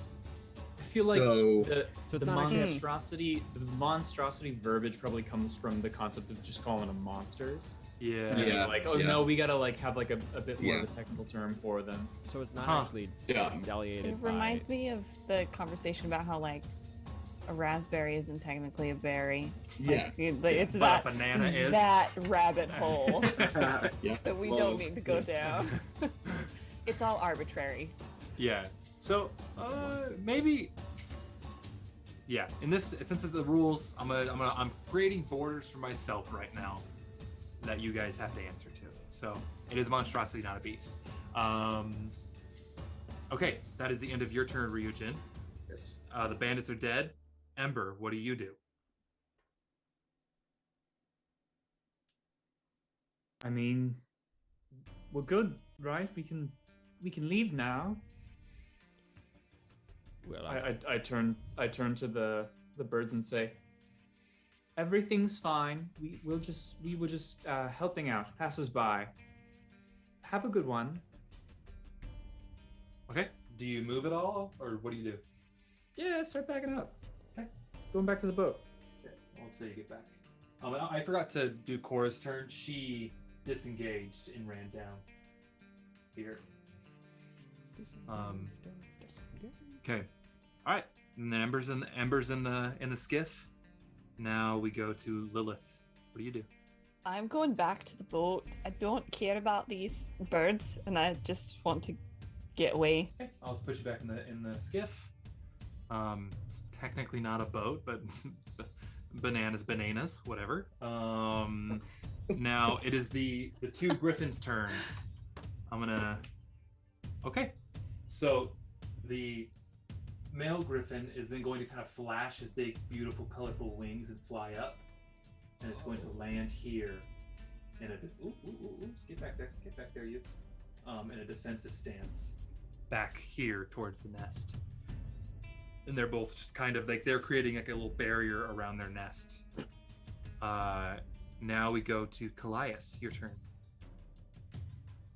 I am going to sort of wave at the griffins from afar while I try and take some rations. I assume we have rations, and I am going to try and like tear pieces off of the rations with my new teethies before they go away. Ew. I'd like to see how it feels. Your teethies are there for an hour. So, my lips. but you don't know that, so that's true. You get stuck on my teeth. Yeah, you're more interested in your new teeth you have. All right, cool. All right, Callias, that's your turn. You're in the skiff. Now it's Hugh. Hugh is going to head back and get into the skiff. And then Leonidas, what do you do? I'm gonna move the echo into the skiff and then teleport into the skiff. And as soon as I get there, I'm gonna look at everyone and go, I can feel myself becoming lazy with these things.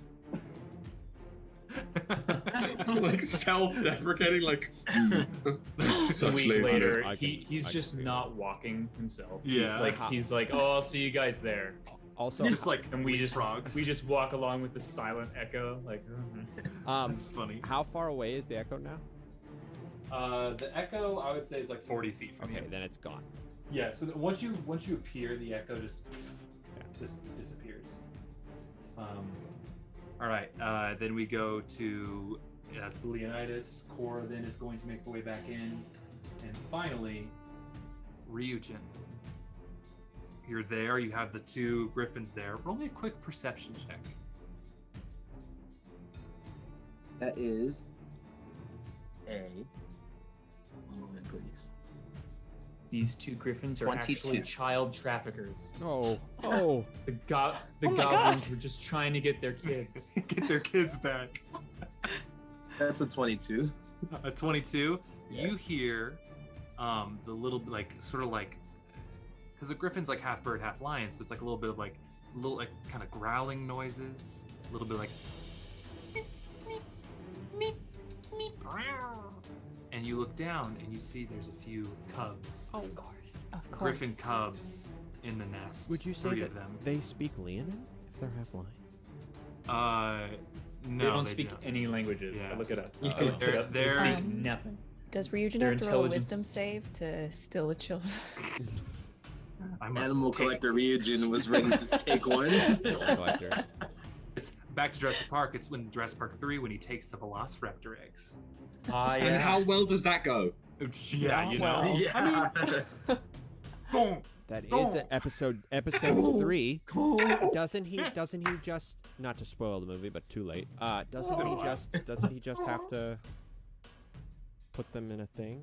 Oh no. Well, the guy he steals puts them. dies. No, He they takes them. smell them. They're like, give me my babes back. Mhm. After like 6 fucking people are dead. So Yeah. The movie isn't terrible, folks. It's not. I bad. like Jurassic, like all 3 of the first Jurassic Parks. Even, you know what, the new ones, I enjoy them. I have a good time. At But this is the a end of the day, conversation Yeah. for later. Yeah. Okay. Yeah. yeah. Okay. And then so Ryujin, what do you do? I know it's tempting. It's tempting, isn't it? It's so tempting, but I think I'm gonna pass up on this one. I'm gonna go back to the skiff. You slowly back your way up, and the 2 griffins kind of relax and sit, cautious and attentive as you guys move your way back towards the skiff, and the sails open up. And Dan, you can take us off the battle map now. Goodbye. And they watch you very closely as you guys head away. And you guys continue down for the rest of the day. And Encounter done. when we're all on the boat, so why are we totally fine with fighting and killing people, but for some reason, whenever we see an animal in peril or we have to fight it, we're all squishy and all of a sudden become some kind of mythological princess who sings to animals? I do think I have an answer for that. I am part lion. Ember is part cat. I don't see it that way, but fine. Callias has snakes. Ryujin has animals. And you, Lilith, care for all of us. And so in that, we all love animals more than people. I would say that was a bit nonsense. Very good intentioned and lovely. Thank you. A bit not to the point. I think that it has less to do with the actual like people or creatures in the debacle. But if you see a debacle and the winning side is the perceived bad side, perhaps you help the good side. I don't know. They just wanted the fucking eggs, and they were gonna take the babies, and they were like, fuck those goblins, fuck them. And with great power comes great responsibility. And the way I see it is, each of us have a little bit of animal inside of us. The people haven't sinned yet. What is going on, Will? Speaking of, there was one mistake we did make. I feel as if before we left, we should have burned the dead bodies of the goblins that we killed. Why? Oh, because they might have 'cause, come back. I recall a certain encounter with lions that Oh, we re-encountered. We're still there. Oh No, you guys are. We're You guys gone. are. no, we're Yeah. gone. Yeah. I would So I almost say certainly in the expect it to be future- undead goblins. In the Callias, future, as we kill beings, we should probably make Burn sure they Burn them. can't come back. Just a real quick question. good point. Callias, Yes. you've got something going on with your teeth. Now, I'm not one to really. Did you notice? I did. Please don't bite any of us. I wasn't planning on it, but how does it look? You look a little evening with A the little what? vampire. Have you ever seen that movie or that play, The Evening This with is- the Vampire? Not a word I am familiar with. Oh, well, it's an okay movie. That's what you look like. No, it's not a bad look, Callias, but I don't know what happened to your lips. Me neither. Well, the mouth is a little too small. Sometimes my lips get stuck on my teeth. Think it looks weird, but I can't help it. There's not a lot I can do about it, I'm afraid. It just sort of happened this way. I Well, I At ask least you again. look happy. You look very happy, and I that's feel happy. Well, there you It go. feels kind of nice, but it is also a little bit painful. right. All Hey. right, onward. Onward. And As the skiff continues, it's getting a little bit closer to dinner, and about the time when you would rest for the evening. So, who, just to sake of brevity, wants to take first watch? We'll do it. Okay. Ryujin, roll me a perception check, por favore. 18. 18. All right. So as everybody's settled in, and there's Kazzy and Kurti, they are sleeping on the skiff. Hugh and Cora also sleep. Cora was dressing some of her wounds that she had. And as everybody finds sleep, and the wind blowing through the canyons, you, off in the way far distance, towards the west, you start to see just a number of lightning strikes. Damn it! Some of them seem to be connected, and not connected, concentrated into a certain area. Others seem just to be random, hitting down towards where you would understand where the gleaming wastes truly begin, because you're still on the edge. You're almost out of it. You're gonna be out of the canyon. It lands in like early tomorrow morning. A moment passes, and it's interesting because from where the vantage point you have, you kind of can tell that the lightning strikes seem to start on the outskirts of this large cloud system and work their way in towards the center. And so after those ones far away in the gleaming waste happen, they get closer and closer. And some of them hit and there's no sound. They're silent. They keep going. And then behind you, up the canyon a ways, you see a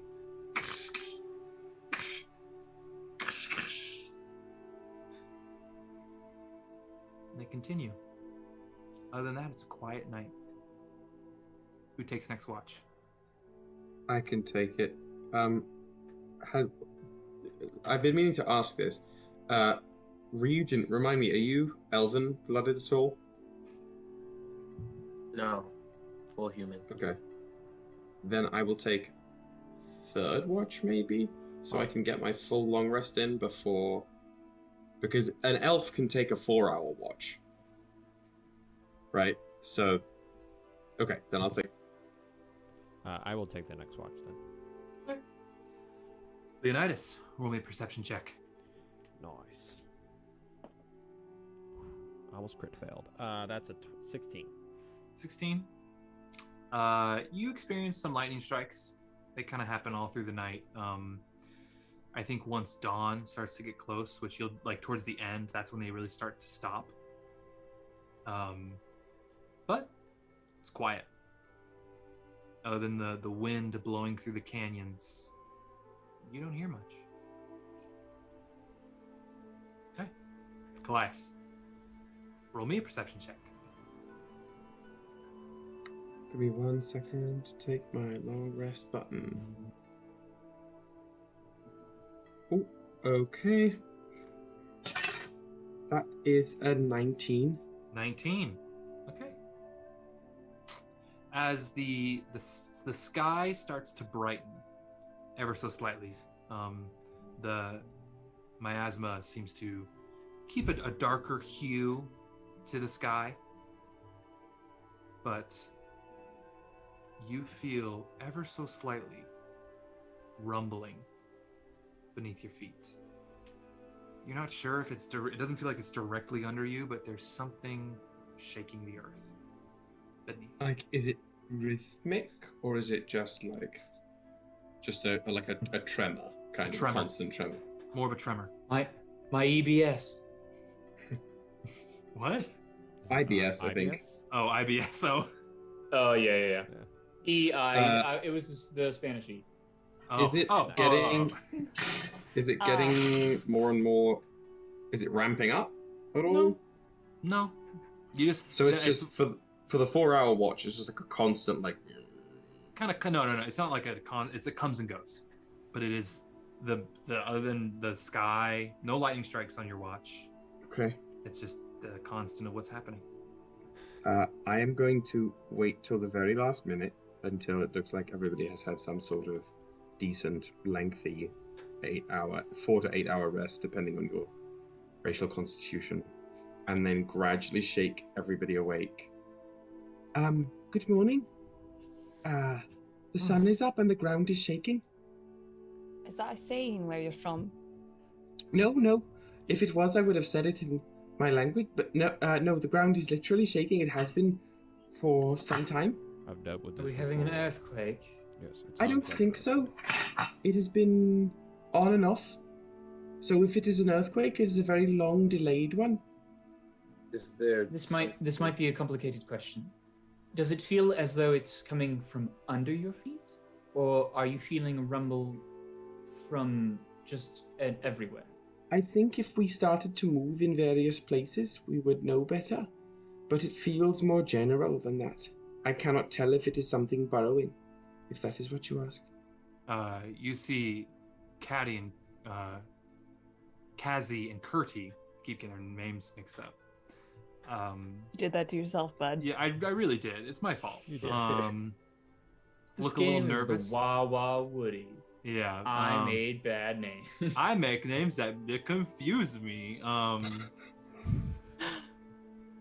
They look a little nervous from you saying that, but they just kind of nod and go. Kurti. We goes, know. Yeah, he's like, it could be any number of things. Probably best just to keep an eye out as we get into the open lands. Well, keep an eye out for what? Anything. We've seen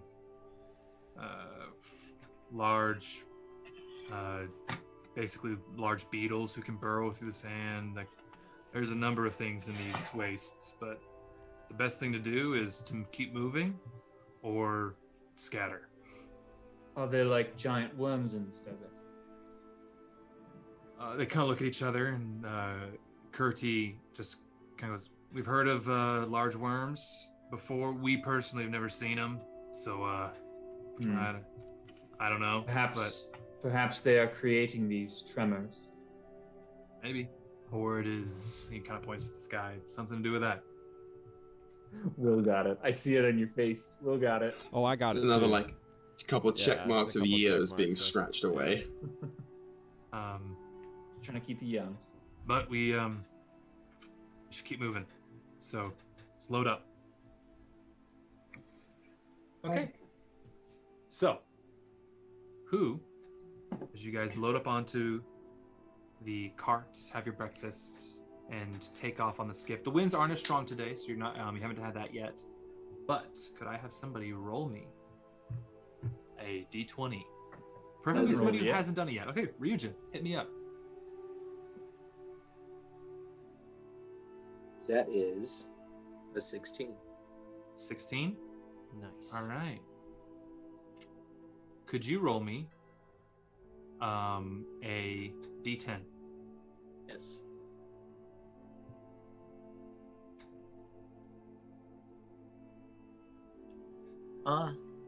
Six. 6. All right. You guys make your way through the canyons, and as you open up towards the gleaming wastes, you see the canyonlands like abruptly end almost. You see like the wall that's kind of formed of these canyons on the edge of this grand desert, and you see the vast dune sea in front of you. You guys continue down. Kazi and Kurti, Jesus, kind of like almost carve their way between the dunes through the like almost the natural roadway that can cut between them. Everybody roll me a perception check.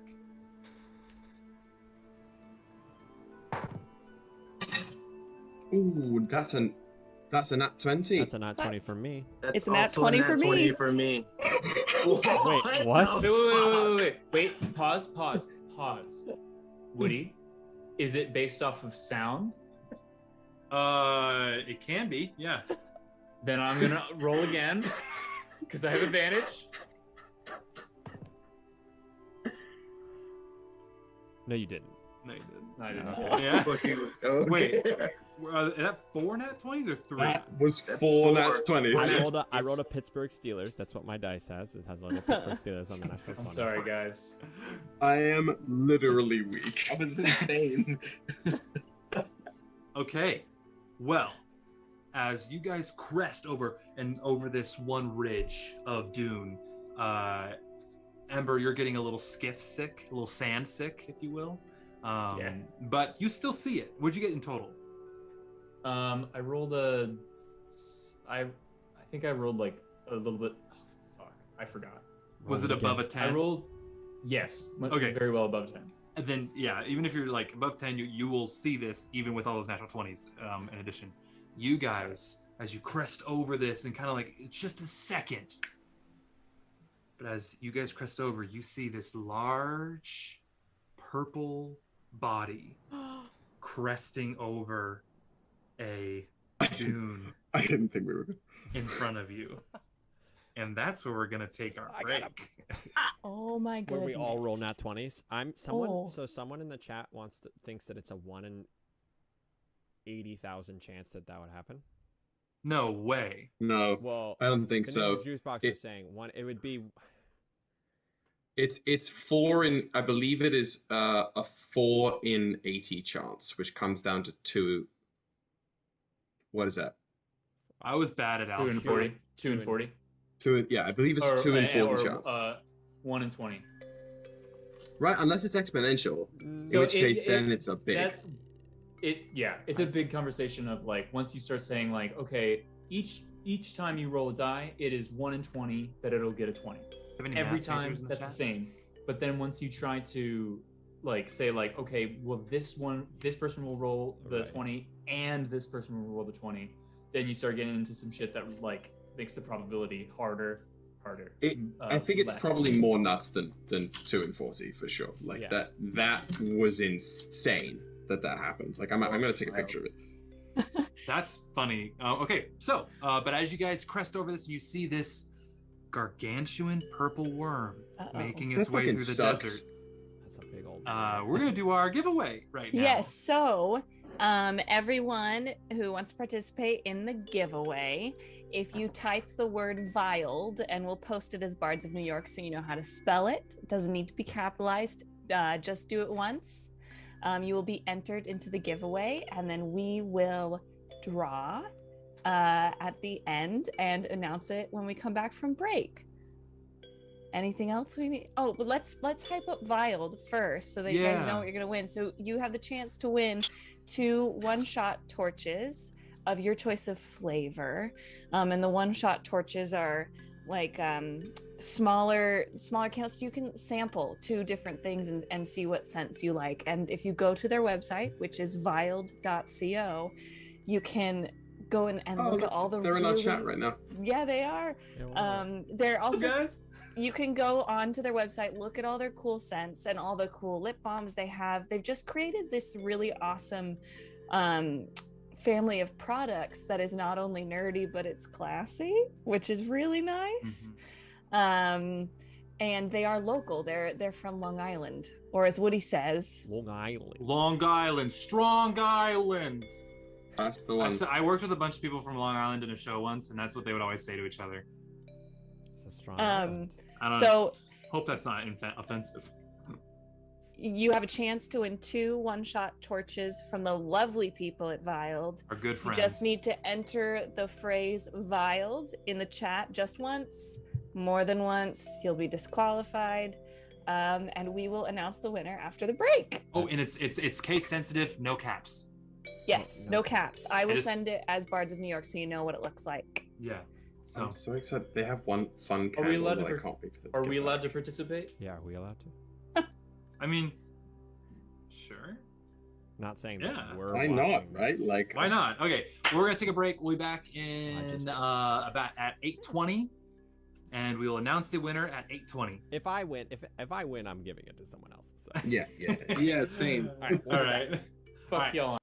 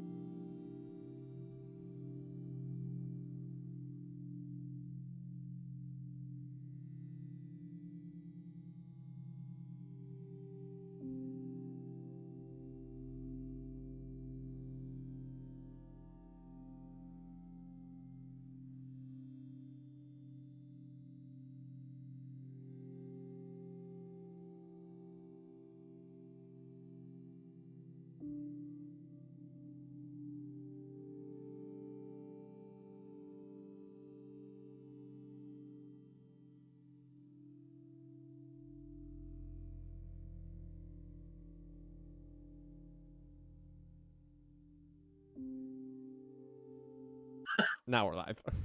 Can I get a oh yeah? Stop. And, all right, folks. Hey, we all saw congratulations to Shakira. Great song. For winning the giveaway. That is awesome. So we will get in contact with you about the further details of how we get that all shipped to you. So congratulations, everybody else. Hype up Shakira for the win.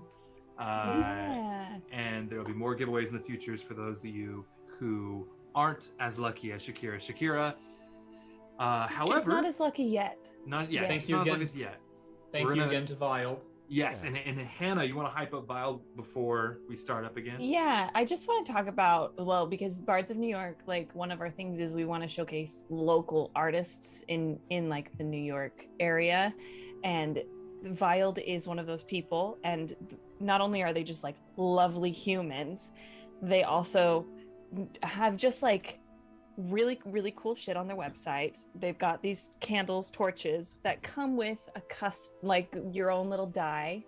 And then they've got Maiden's Kiss, which is their lip balm line. So you can, when you're playing D&D, you can have a candle scent. You can put on your Maiden's Kiss lip balm. They have matches. And then also on their website, they've got this section called Journal, which has really cool articles about how to immerse yourself more when you play D&D, which is lovely, or how to reuse your little receptacles afterward. And I think y'all had really cool, like a TikTok video or something on how to do it, and it was very engaging. I thought it was so cool. Wait, Vile's on TikTok? I think you are, or it was on Instagram. Oh, well, either way, Jay, let us know if it's TikTok or if you're on both. if you got a TikTok, I gotta follow you. Follow them on Instagram. Go check out their website because it's wonderful, and their photos that they take are beautiful. Just really, really talented individuals creating some really great art, and we want to support them. We want you all to support them, and hopefully this is the start of something really, really cool where we can do more stuff with them. But go throw your support their way. And you know, it's like, it's not an Amazon thing. It's a small local business and super local to New York City. Mm-hmm. I could just talk about how great Vild is all day, but go check them out. Instagram, their website is vild.co. Lots of love to you, Yeah. Vild. Thank you Again- so much for partnering with us. Yeah, thank you so much, and everybody. And again, congratulations to Shakira. Shakira.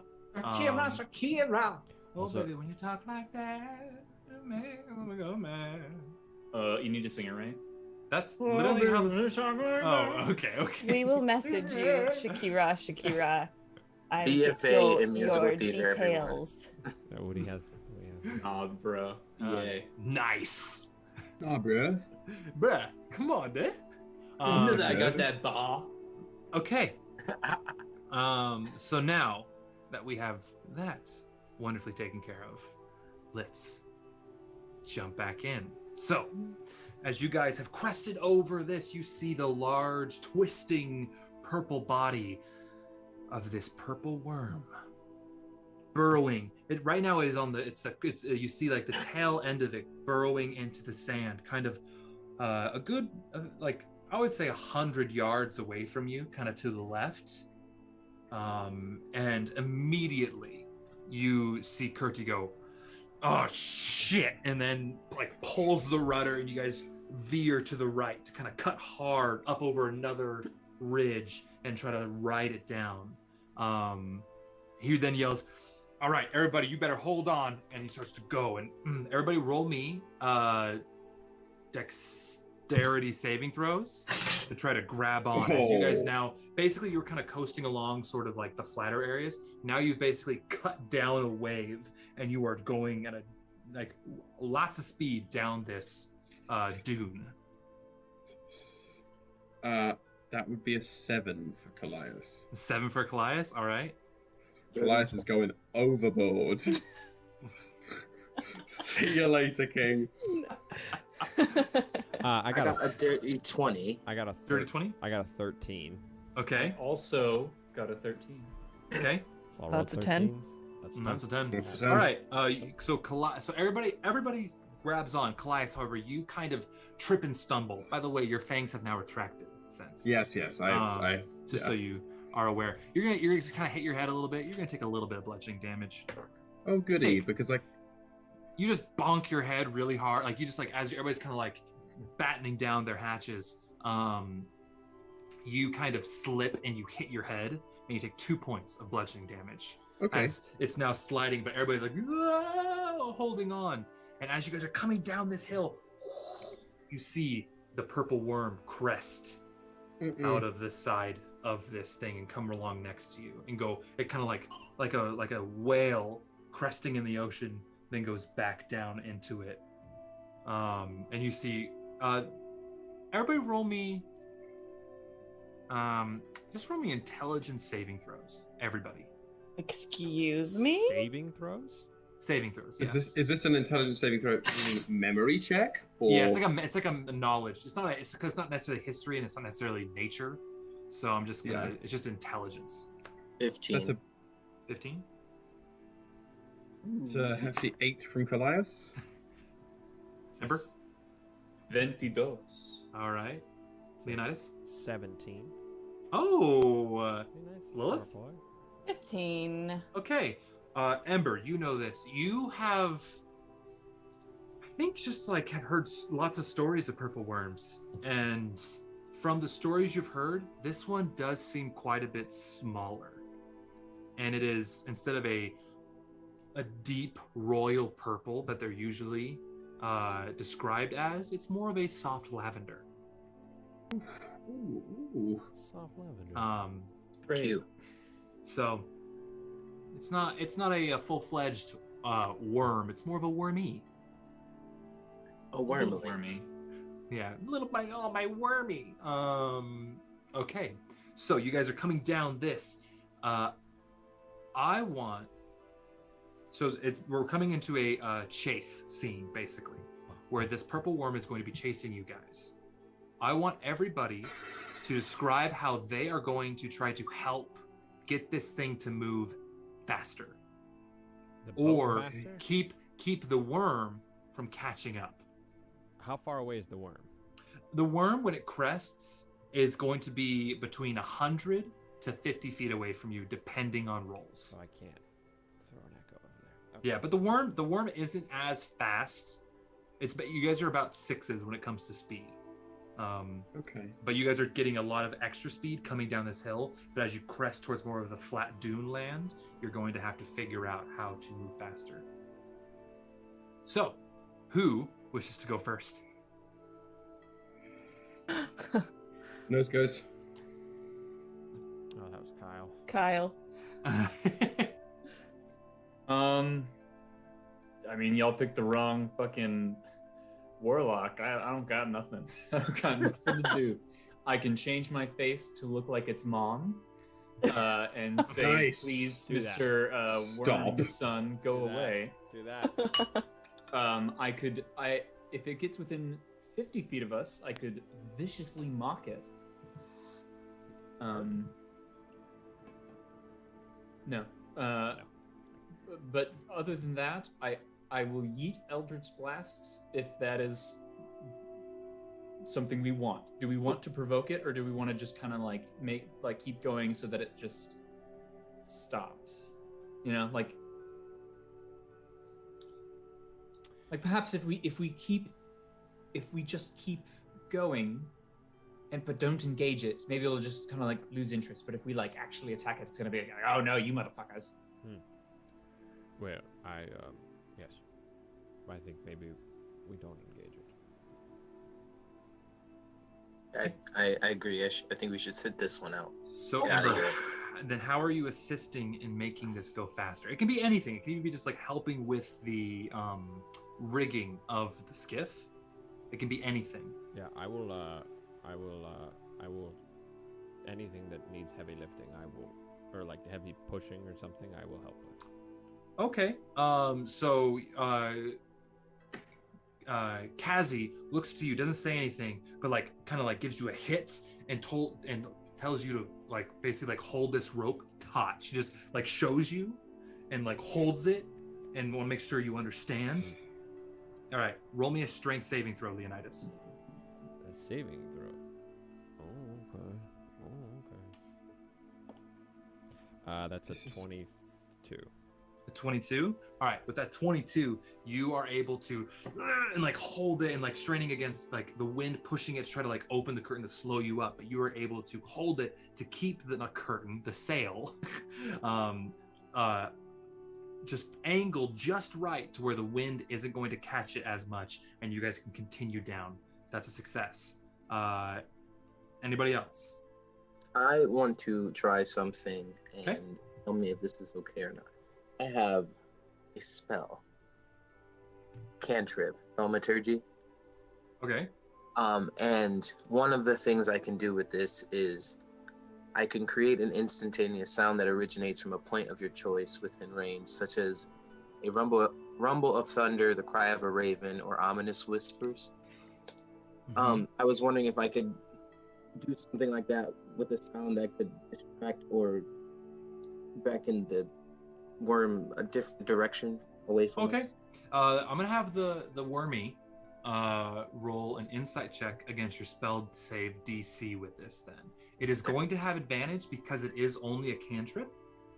So But since I was sorry, I've been kind of like trying to figure it out. I Yeah, was you're also going to do a similar thing. I wanted to do cast minor illusion, which is like it's just a simple sound, but it could be anything from a lion's roar to the beating of drums.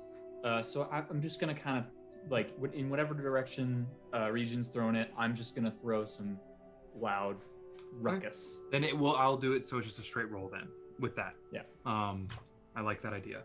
So you guys kind of just create some sort of percussive sound moment to try to throw it off of your scent or your vibrations for at least the time being. So let's see.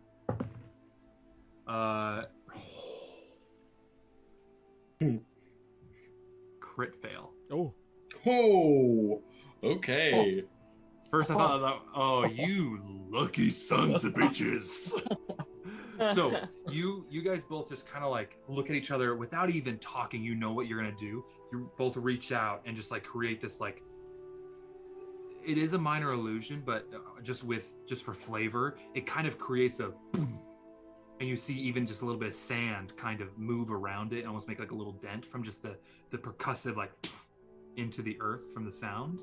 And you see there's the worm that you can kind of see the displaced sand as it's moving turn and move towards that for a second. So it is, you have distracted it at least for this quote unquote round. Hugh then kind of looks around, and then you see his like he just throws up his hand, and out of his hand shoots a hawk, and it flies and his eyes go white, and he is going to roll a perception check with his familiar. It's working. Oh, He's bargain. I'm not rolling well with that die. I'm putting that one away. That was a 2. But with the hawk, that's not bad. So Hugh's currently looking for a place of safety right now. That's what he's doing. His was a failure, but that is what he is doing. Anybody else? Is the purple worm's light lavender worm still just sitting there, or is it?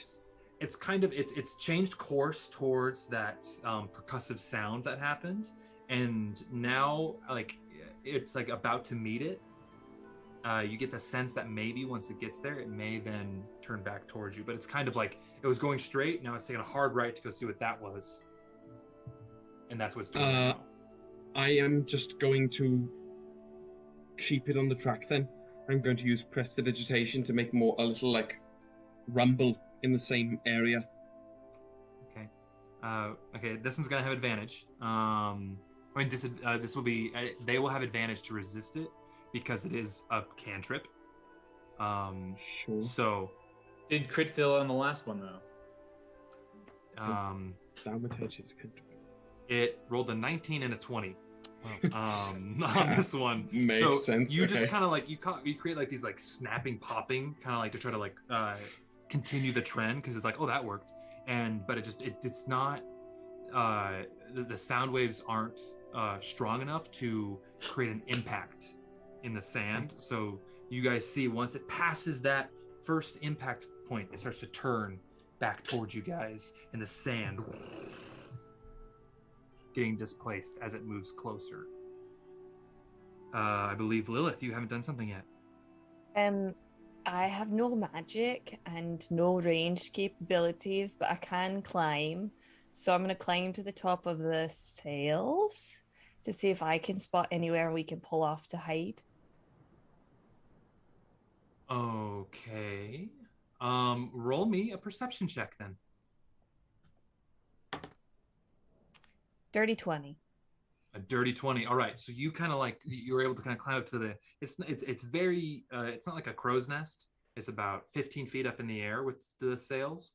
But you're able to see as you guys are coming down, kind of across this small valley of sand. There seems to be where the sand has shifted a rock outcropping that exists that you can maybe find some solace in. I look down from my place on top of the scary, windy pole and point. Is Cora steering? Is it? Curti is. I tell Curti what I've seen. Okay. He nods and then he just kind of takes the rudder and the skiff and heads towards it. All right. Cora then, you see Cora see where the worm is, and she takes out her scimitar, and you see her cut a deep, deep gash into her arm. She's gonna take a bit of damage. I believe. Yep, D4. Yep, a D4. Okay, she only takes 1 point of damage, so that's nice, but she does amplify it. Wow. That is, but like she's holding this action. You see this like the blood that she cuts from her arm come up her wrist and hold in her hand is just twisting and twirling into her hand, and she's like just like straining and holding it. Next round, you guys are now hit the valley and you're moving forward, and the worm then crests, and it's a little bit faster than you guys. It's gaining on you. It's about at this moment 60 feet away. So who's next? Who wants to do something? I can try something. Callias. The worm is breaching. Yep, it's now a la the crate dragon. It's coming out of the sand now, and as its maw open, it's like almost like spinning. You see all the teeth. Like, so it's facing the boat? Yes. Then I am going to run to the back to the stern of the skiff, and whip off the hood and try and just catch its attention and try and stun it for however long I can. What's your range on that? If it means I wait there till it gets close, that's what I will be doing. Have we decided a range or anything I can see? Well, there is a range, I believe. There's a will. Stunning, guys. Stunning glare, that's what it's called. Oh no, there is no range for it. The range is sight. And a target. You gaze at a target, you can see there's like the width is like the width of my eyesight, so that like width of it is like 15 feet. But as long as they can like perceive me back, then that's okay. Well, then it's going to roll a save. That's what's the save? Bonkers. It's probably something it's good at. It's a con save. Rolled a 5, gets a 16. Oh my god. Oh my Come now. Okay, so that if I was not level 3, that might have done something, but I'm pretty sure that it does beat that. Hang on. It does beat me, rather. Jesus. Give me 1 second to check. A plus 11 to it. That's It's such... thick with 4 C's. Yeah, so my save right as of today is a 14. 14. All right. Okay. Good. Can I use my Tides of Chaos to give it disadvantage? You can. Yeah, you're gonna have. I'm gonna make you roll me again on that table, though. Okay. Yep. All One right. day you will Disadvantage. turn I'm into a rolling. potted plant, and I will be satisfied. What did it get? You know what? It rolled a 5. I didn't think it was gonna roll lower on the second one. Rolled a 2. Gets a 13. Literally the lowest roll except a crit fail that it could get to fail. So it's stunned for the it's round. paralyzed. What? Paralyzed or stunned? Stunned. What's the You're not difference? paralyzed. You haven't got to that point yet. I'm pretty sure. Stunning them, stunning them, stunning them. Stunning, yeah. There's still baby snakes.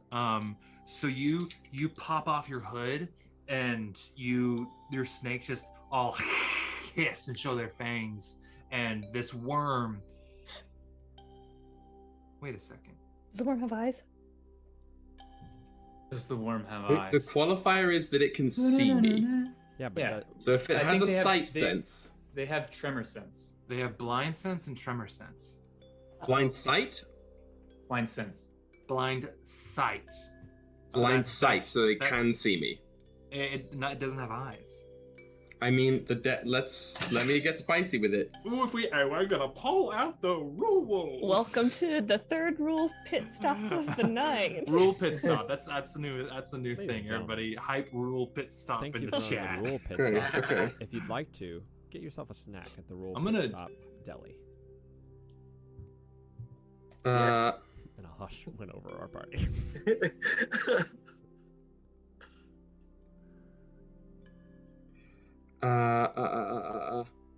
Oh.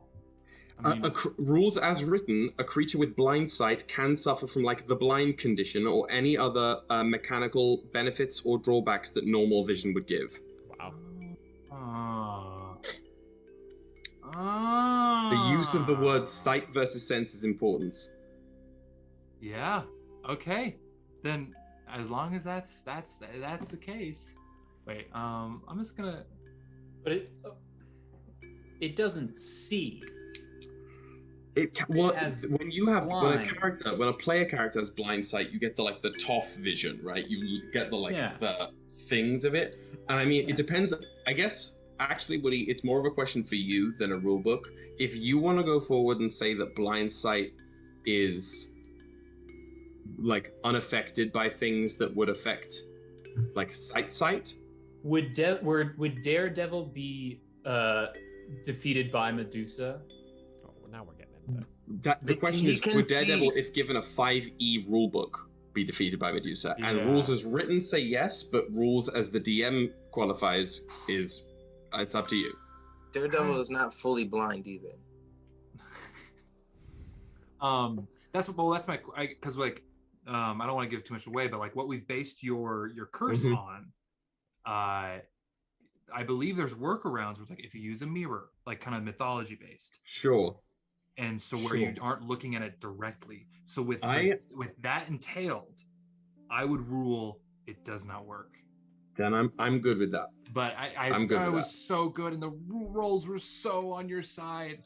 Ladies and gentlemen, that has been the rule pit But stop. with that, it's going, since it was just such good rolls, it's going to influence something in a bit. Okay. So hold on. I'm gonna roll the table now because Roll I your did table. do Yeah, the roll thing. your. Let's pull it up. That's an 84. An 84. Oh boy, which one's this? I want the one where he just like Each creature within 30 feet of you takes 1d10 necrotic damage. Which notably is everything except Except the worm. Except Yep. the worm. So everybody. Oh, and then you Do I heal for? Wow, Am I draining them? you drain them. That's what this one is. Each creature within 30 feet of you takes 1d10 necrotic damage. You regain hit points equal to the sum of the necrotic damage dealt. Temporary hit points? Because I'm at full?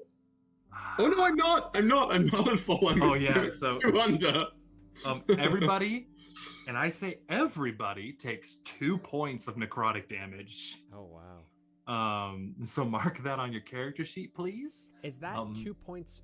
Is that for Will? Is that 2 points of everyone or just 2 points? That's 2 points of everyone. Of everyone. Everybody takes 2 points So of necrotic damage. if I was 2, 4, 6, 8, and then the 4 other people, if I was like 14 hit points under, I would heal for that, or half That's of that. if you rolled a 2. Yeah, is there like a save that we do to it, or is it just happen? No, that's the wild magic. Like, it's just like there's literally a 10, no, not even a 10, a 2% chance that's gonna happen on this table. Okay. So that's just how it is. And I have the rule: whenever he uses his advantage thing at these low levels, he is going to roll on the table. Wow. Yeah. Ow, that hurt.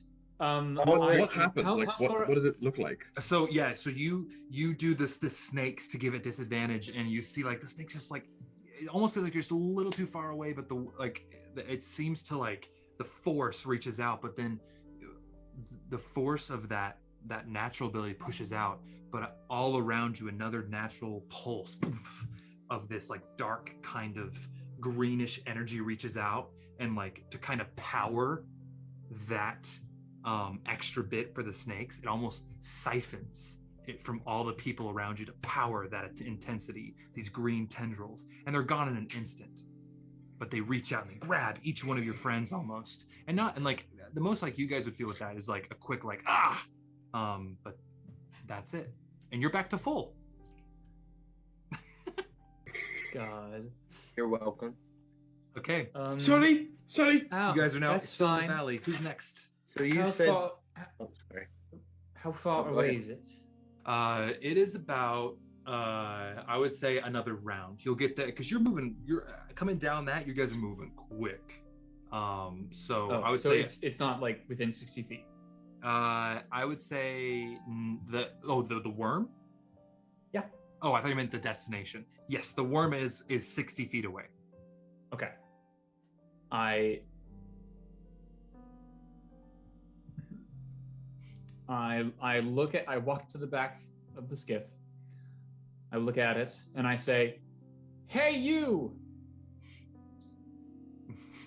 Big and ugly! Fuck you, man!" That's it. That's it right there. And I cast Vicious Mockery. Okay. Wisdom save. Okay, cool. An 11 Fails. fails. Wow. Okay. All right. He takes 2 points of psychic damage, and he has disadvantage on the next attack roll it makes before the end of its next turn. Okay, so you see this like as you yell this from your mouth and also your vessel, this energy come out from it and like join up, and it's like that like sort of like pulsing airing energy shoots, and you see it kind of like into this worm's like face. You see kind of like part of its lip recoil back and wince, but it comes back. But it hits and takes 2 points of damage. Basically dead. So It's you said this thing. You said this thing has tremor sight. It has tremor sense and blind sight. Okay, so this thaumaturgy cantrip can also create tremors. So if I do this, can I get advantage on the roll or disadvantage for this? I'd say so. Before it was further than 60 feet away from you. What's the range on thaumaturgy? Oh, it's only 30 feet. So if it's within 30 feet, it's not going to have like kind of like a ranged attack. If it is like 30 feet away from the spell, it's going to have disadvantage because it's like trying to hear an echo of an echo, almost. Whereas if it was within 30 feet, it is like something is right there, so it would just be a straight roll. That's how I'm ruling it. Gotcha. Yeah. So you could absolutely. Well, I'm gonna try it. Okay, awesome. Roll. I would say for me, your DC has advantage. For a wisdom save, that's an 18. Yeah. Okay, so you again kind of like it's like that worked before. You try it again, and you make it, but it's just like it's with everything going on, the worm is focused on this large skiff that's moving down the sand. All right, now we go to Who has another idea? Oh, I do. The worm has now moved about 50 feet closer. No, I bet it's about 50 feet away. 50 feet away? No. It's like it's only 10 feet away now. It's right there. So I'm gonna ask, not to make another rules pit stop, but can I make Bruh. another rules pit? Or Rule pit stop number 4. What's up, dude? So the thing of the echo is that it is taken away when it is more than 30 feet away at the end of my turn, is what it says. So could I bring it to an area that's farther than 30 feet and then do something, and then when the turn is over, it dies? Yeah, 100% yes. That's absolutely. That's what I'm yeah, that's what I would rule. I'm gonna echo towards it and like have it jump off the boat. Oh, that might kill it. You're only I about see. 5 feet off the sand. Oh, You're not okay. that Then we're far just gonna off. jump off the boat and then go towards it and hit it. Okay, so this echo almost just emerges from you and starts running, great sword out towards the worm. Good You luck, meet the Jeremy. worm. What do you do? I just hit it. I don't know. Okay, roll attack on the worm. So is it you from another like timeline, or is it you like from like a quantum sense of like probability? Let's not get too Mr. Yeah, Meeseeks we'll with not- this, because we'll- that gets really dodgy. Yeah, I'll yeah. explain. Ethically. 'Cause that's what I was about to say. I was I- like, this is I think, kind Kyle, of fucked up. yes to both. Wow. Good, great. It's. I'll explain more of the way I think of it later. Yeah, I can't do it right now. So that's a 10. Oh, 10 to hit. You, as it's going through, goes to swing that great sword, and just like at the minute the worm impacts, the echo just into its. Hey, can essence. at least Goodbye, Jeremy. its essence like kind of do some damage to the worm? It didn't beat the armor This class, is- so well, nar. I think the version that I think of it is to like, I think it's that it's an idea that I was about to say Vaxel. The idea that Leonidas has, that what if I did this, and then that's the thought of it, and so my Like in Bill and Ted when they need to get around the Nope, nobody. Did I lose No, everybody? I I've want you never to seen finish Bill and this. Oh, yes. Like in Bill and Ted when they're trying to get their dad's keys so that they can unlock the prison where Abraham Lincoln and all of the other historical figures are. They go, well, what we should do is like after this, we'll go back in time, and we'll set up a tape recorder right here. And they're like, oh, we got to remember to do that. And then it just kind of like happens. Yeah, it's. I think of it that way, or a little like Edge of Tomorrow. If you've seen that movie, good Oh movie. shit! A little Edge. But if it's Edge of Tomorrow, it's that's me, fucked up. Yeah, that's true. That's true. It's Edge of Tomorrow mixed with Tenet, mixed with like mixed. This with, is where we're starting to run into problems. no, because I don't think there's Now, problems. are you creating these and keeping them? Like, No. are you actually killing? Like They're- the episode of Rick and Morty where Morty kept like pausing and like creating a new Morty, but then killing that. You know what I'm I'm saying? not. That I'm not was actively. amazing. You know, I'm not- guys, let's have this conversation as our characters after the fight, because I like this That's conversation. fair. I think it's gonna be really good after That's the fair. fight. Okay, we'll so table that for now. so you guys, who's so Leonidas? Yours is unfortunately a slight failure. It now moves. It is within 40 feet of you. Oh. Wait. We have, I believe, Lilith, Okay. and I think that's it. Lilith and Hugh and Cora.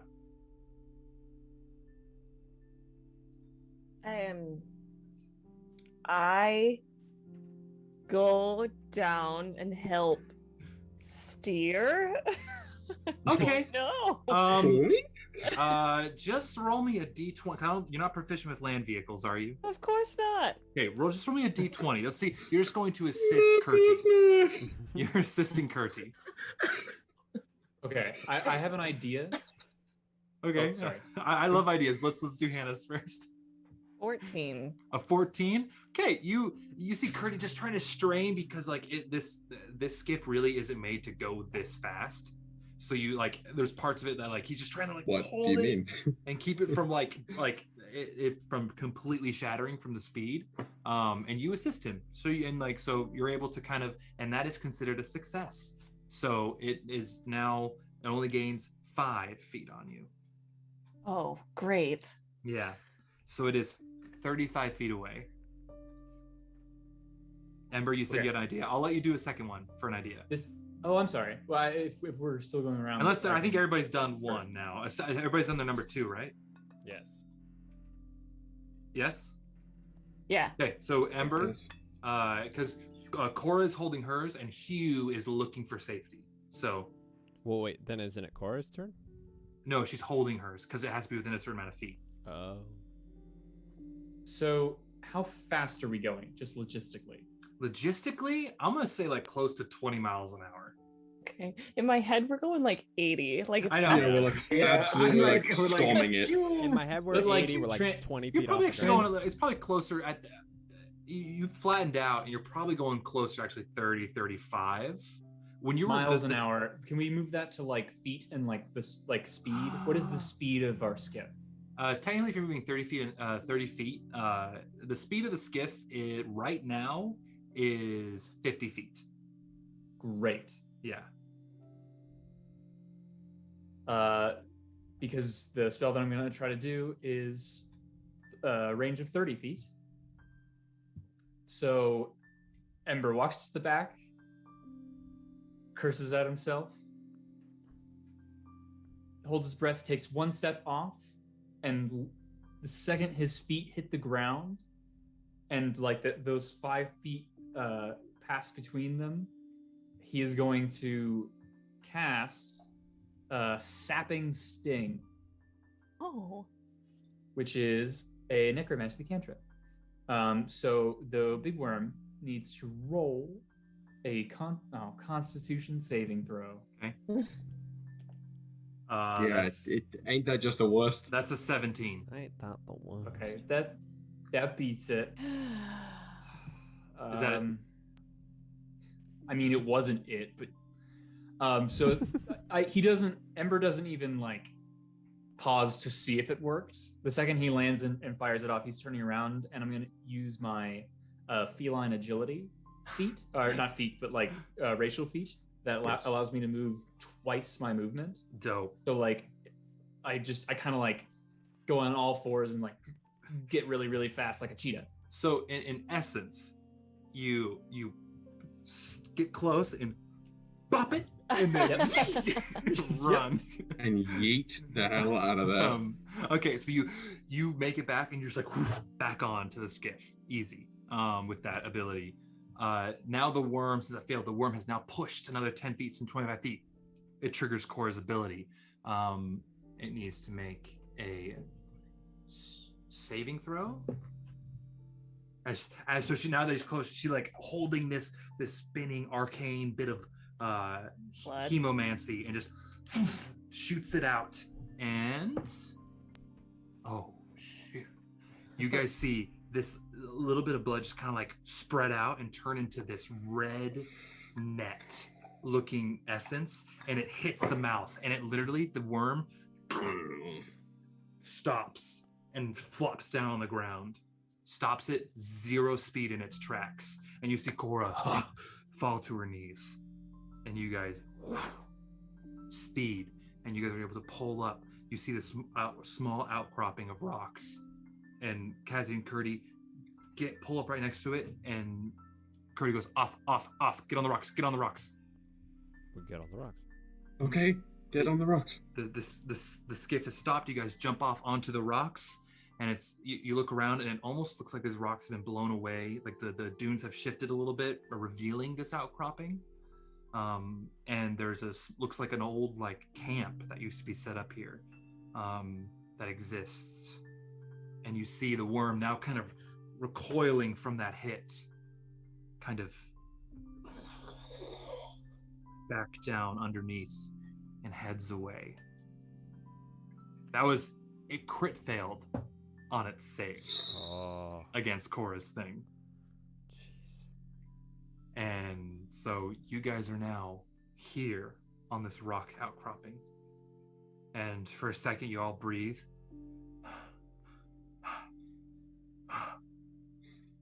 And then Kazi and Kurti look at each other.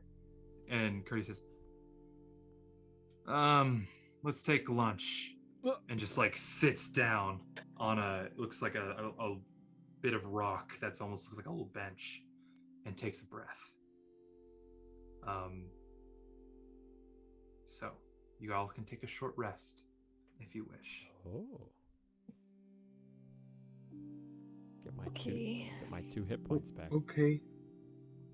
I will say, you guys succeeded enough to where the skiff, because there was two outcomes here that I had in my head, just so you guys know. If you failed more than you succeeded, the skiff would have been destroyed, and you'd have to continue your journey on foot. Very Oh. nice. Good to know that we didn't do that. That would have been quite poor. That would have yes. been horrible. During this rest, I would like to ask Cora. Mhm. I think it's Elvin that we've spoken to each other before. She does. So I just- Primordial is what you spoke before. I knew there was a reason I felt comfortable with Cora. Excuse me, ma'am. I have seen you do this a number of times. Some kind of magics that you cast, and it is unlike anything I have ever seen before, save for something very rare that only my priests were able to do. What is it? She takes a moment, kind of bandaging up her slice, and as you look at her, you see lots of scars all over her arms, her kind of along her neck, her chest. It's really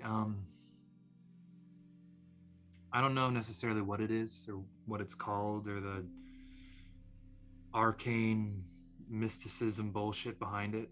It was an ability I was able to use since I was young, and my father, he figured out how to use this ability to trigger and kind of points to her head and says, visions. So I didn't ask for it, but in time I've found ways to make it work for me. But I don't know too much about it, to tell the truth. It's something I don't necessarily like about myself. There is no reason to disparage it, given how many lives it has saved today. I see that it might cause you a great deal of harm, and if that is something, a burden you wish lifted, then I understand, but it has brought, I speak at least for myself, it has brought me another day of life, and that is something I will not soon forget. Though I am sorry for the way this gift found its way to you. She looks at you for a moment, not saying anything, but you see appreciation is a strong word for it, but she just kind of looks at you and thanks, Callias.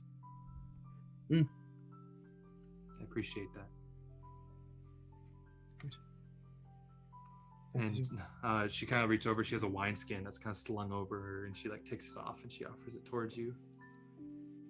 Yes. Oh, Yeah, no. yes. All right. No. Anybody else want to do anything as you're taking the short rest? I'm gonna teach my dog another trick. My wolf another trick. Forgot you had this little pup. Yeah. Okay, roll me a animal handling check, por favore. And what are you trying to teach it? What action? Fetch. Fetch. And that was a natural 20. Okay, yeah. So I don't have to look up the DC for it. Yeah, you're able to kind of on this. So there's these various rock outcroppings here, and there's like kind of a long kind of strip of one that exists. The old campsite that existed, the skeleton of an old campsite that existed is, on this like kind of almost island next to the longer one. But you go to longer one, Ryujin, and you kind of like there's a bone in the sand, and you take it and you teach fetch with this bone. Absolutely, hell yeah. Sweet. All right, Hugh. Anybody? Oh, not Hugh. Who? Anybody else want to do anything? Okay. So if you lost hit points, you can roll your hit die, take some back. Your prerogative. After a moment, Someone's having a exciting I think time. somebody's watching SVU in the background. SVU in the background. Fuck yeah, I love it. Amazing. We get hyped for SVU. Okay. So you guys get to the end of the short rest. I need everybody to roll me a perception check. That's a 10. Sorry, 13. 13. Lilith? 8. And it's sight, just so you know. Ryujin? Sorry, what was that roll again? Sorry, Perception. Perception. Perception. Okay, Yeah. cool. Second. 17. 17. All right. Ember? 17. Claes? 12. Okay. I can read lips. Nice, Woody. You're good, buddy. You're good, buddy. I went press space and everything, and for whatever reason, it just decided not to. Yeah. Not doing it, sorry. Get the fire exit door and that. Fucking ass, you fucking idiot. Hi, I'm muting for nobody. Okay, so Ember and Ryujin, you guys notice this first. The wind changes. Where usually it is a cool, relatively cool breeze coming from the south, and kind of gradients of southerly direction. Immediately, suddenly someone goes, it stops and blows the other way. And it's this warm, intense wind. And Hugh notices it as well. And you see him, his now hawk that was resting on his shoulder, eyes go wide again, and they shoot up, and he's just kind of standing there. And what you guys do also notice, and you guys can kind of see the edges of it over through a couple corridors of these dunes, a massive sandstorm heading your way. But it is not brown or red of the sand that you have seen and worked with before. It is sand from the seraphic tear as it blows towards you. Don't you dare say it. That's where we're going to end our session. Oh, Come on. A little bit of a shorter session, but I feel like it's a good ending point right here. Yeah. So, congrats. Dirty. Hey, you guys survived an encounter with a juvenile purple worm. We did at that, yeah.